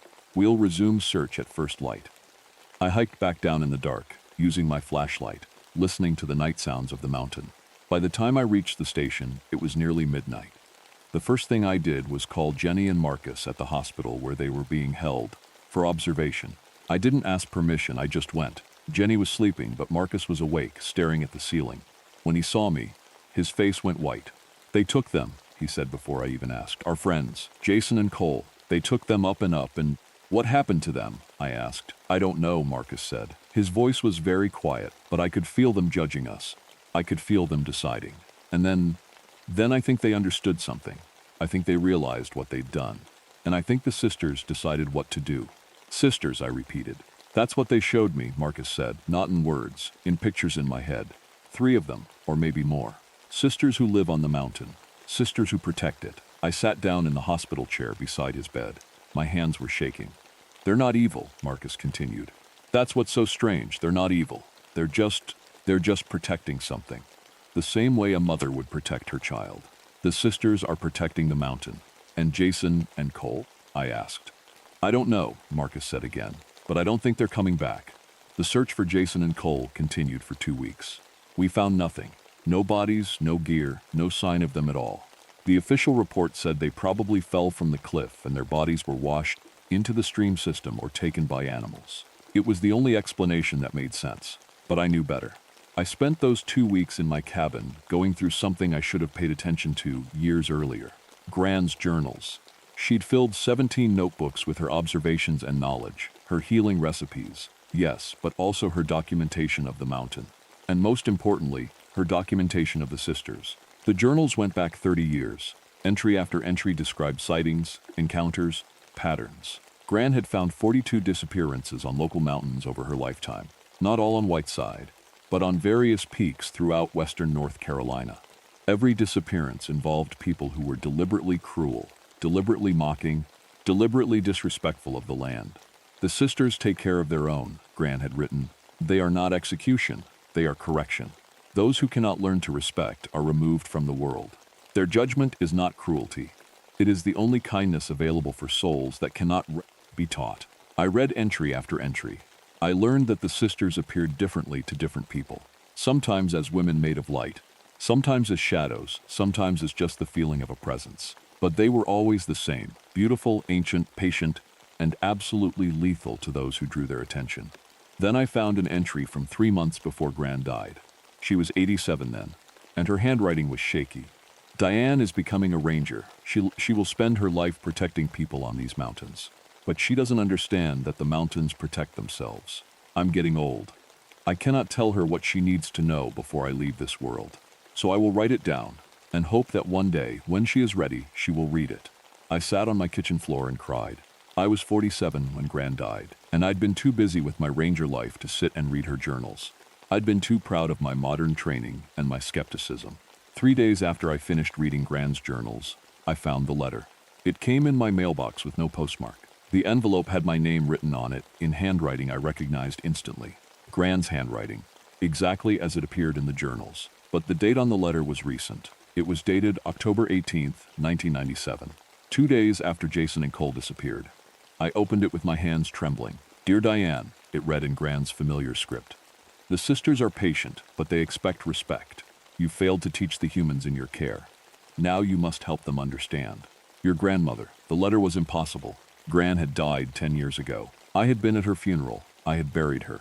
But the letter was real. I could smell her on it.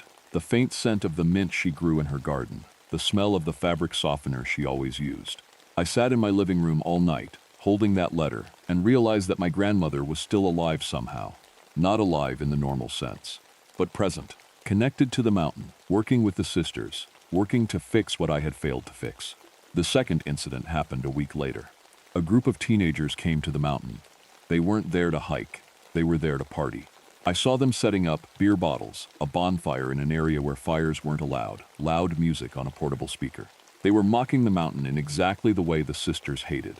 One kid was actually filming it for social media, talking about how the stupid legend was fake and how he wasn't scared of anything. I hiked up to stop them, but I was too late again. When I arrived at their spot, 2 of them were running down the trail, screaming about lights and voices. The other 2 had that same empty look in their eyes that Jason and Cole had reported. The standing teens couldn't speak. They just walked toward the cliff edge like they were sleepwalking. I grabbed one of them, a kid named Tyler, and held him back, but his eyes didn't focus on me. He was looking at something I couldn't see. They're beautiful, Tyler whispered. The sisters, they're so beautiful. And they understand. They understand what I've done, what I've said about people I hurt, what I've done to make them feel small. Come with me, I said. I'll take you down the mountain. But the sisters wouldn't let him go. I felt it more than saw it. There was a pressure in the air, a presence that was saying, no, this one stays. I had to let him go. I had no choice. I walked down the mountain with the two survivors, listening to them describe the same impossible things: lights, voices, female faces made of something not quite human, the feeling of being judged, the feeling of guilt made physical, made real, made terrible. When I reported it, I reported the teenagers as runaways. The investigation went nowhere. Tyler and his friend Marcus, a different Marcus than before, were never found. Over the next month, there were 4 more incidents. The sisters were becoming more active, more aggressive. People who came to the mountain with bad intentions, bullies, moaners, people who mocked and hurt others. They were disappearing at an increasing rate. I realized what was happening. The sisters weren't just protecting the mountain. They were protecting humanity from its own cruelty, and they were escalating because humans weren't learning. By November, I couldn't pretend anymore. I went to the mountain on purpose, deliberately, at night. I brought Gran's journals with me. I brought the ring she'd given me when I was 12, the one with the mountain symbol carved into it. I brought everything that connected me to her, to the sisters, to this ancient thing that was happening on Whiteside. I climbed the cliff in darkness, and I wasn't afraid. The sisters had already decided about me. I knew that now. I wasn't a target for judgment. I was something else.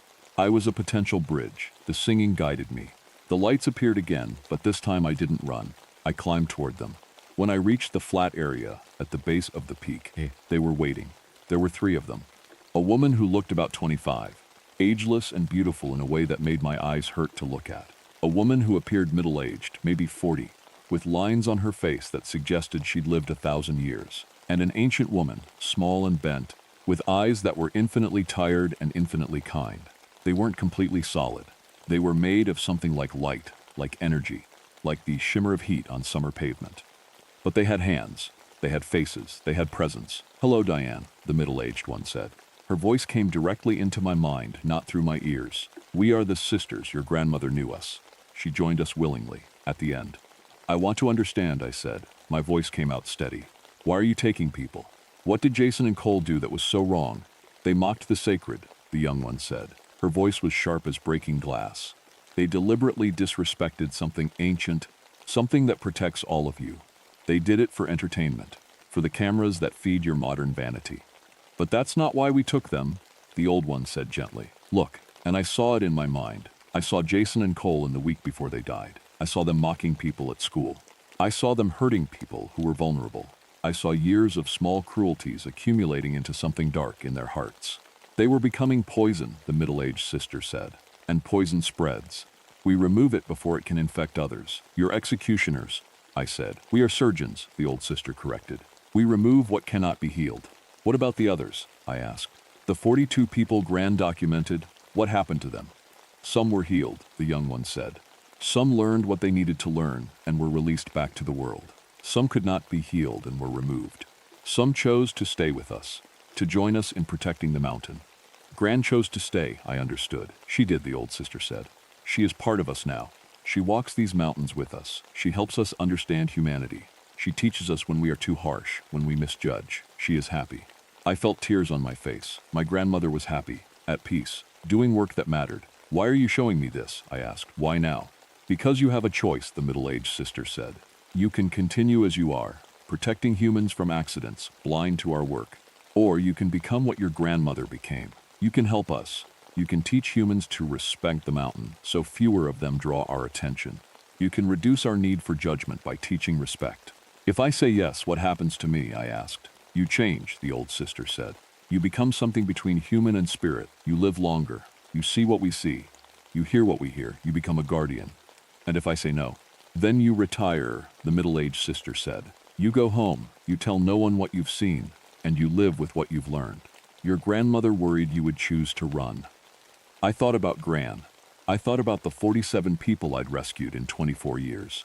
I thought about all the people still to come, all the hikers who would arrive on this mountain with cruelty in their hearts if no one taught them differently. I thought about my grandmother, happy at last, doing work that mattered. "I'll do it," I said. "I'll help you." The sisters moved toward me, and their light surrounded me, and everything changed. I retired from the Ranger service exactly 1 year later, in October of 1998. On paper, it was a normal retirement after 24 years of service. The Rangers threw me a party. People gave speeches about my dedication and my rescue record. But something had changed in me during that year. I could see things other Rangers couldn't see. I could hear the mountain humming with its own consciousness. And I could feel the sisters around me, present and real, even when others couldn't sense them. I didn't leave the mountain. Instead, I opened a small lodge near Whiteside, a place where hikers could come before they began their climbs. And I started talking to them, really talking to them. Not just about trail conditions and safety, but about respect, about the mountain as a living thing, about the old stories and why they mattered. Some people listened. Some people understood that they were coming to a place that was watching them, that was judging them, that had standards they needed to meet. Those people climbed respectfully, and they came back down alive and happy. Some people didn't listen. They laughed at the old woman in the lodge telling mountain legends. They came anyway, with beer and arrogance and mocking cameras. Most of them never came back down. The official reports called it accidents, tragic hiking incidents, people who'd wandered off trail or fallen from cliffs. But the patterns changed. The disappearances became fewer because more people were learning to respect what they were walking into. My grandmother visits me sometimes, not in a ghostly way, in reflections, in dreams, in the feeling of her hand on my shoulder on cold mornings. She's pleased with what I'm doing. She says I'm becoming like her, caught between worlds, serving as a bridge, helping humans understand before it's too late. I'm 73 now. It's October again, which means it's been 25 years since that first night when everything changed. My aging has slowed. I look much younger than I should. My connection to the mountain has deepened until I can almost see what the sisters see, can almost hear what they hear. I have a choice coming. The sisters know I'm reaching a point where I'll have to decide. Do I remain human and eventually die, or do I choose what Gran chose, to merge fully with the mountain, to become a guardian for eternity? I stand on Whiteside's peak most evenings now, watching the sunset paint the sky. The sisters stand beside me, visible only to me. They're patient. They're waiting. They know that eventually I'll understand what the right choice is. But for now, I'm still Diane Hartley, the ranger who learned that her grandmother was right all along. I'm still here, still protecting the humans who come to this sacred place, still trying to teach them what they need to know, still standing between two worlds, helping them understand each other, still listening to my grandmother laugh, pleased that her granddaughter finally learned to listen to the mountain. The sisters are patient, and the mountain never forgets.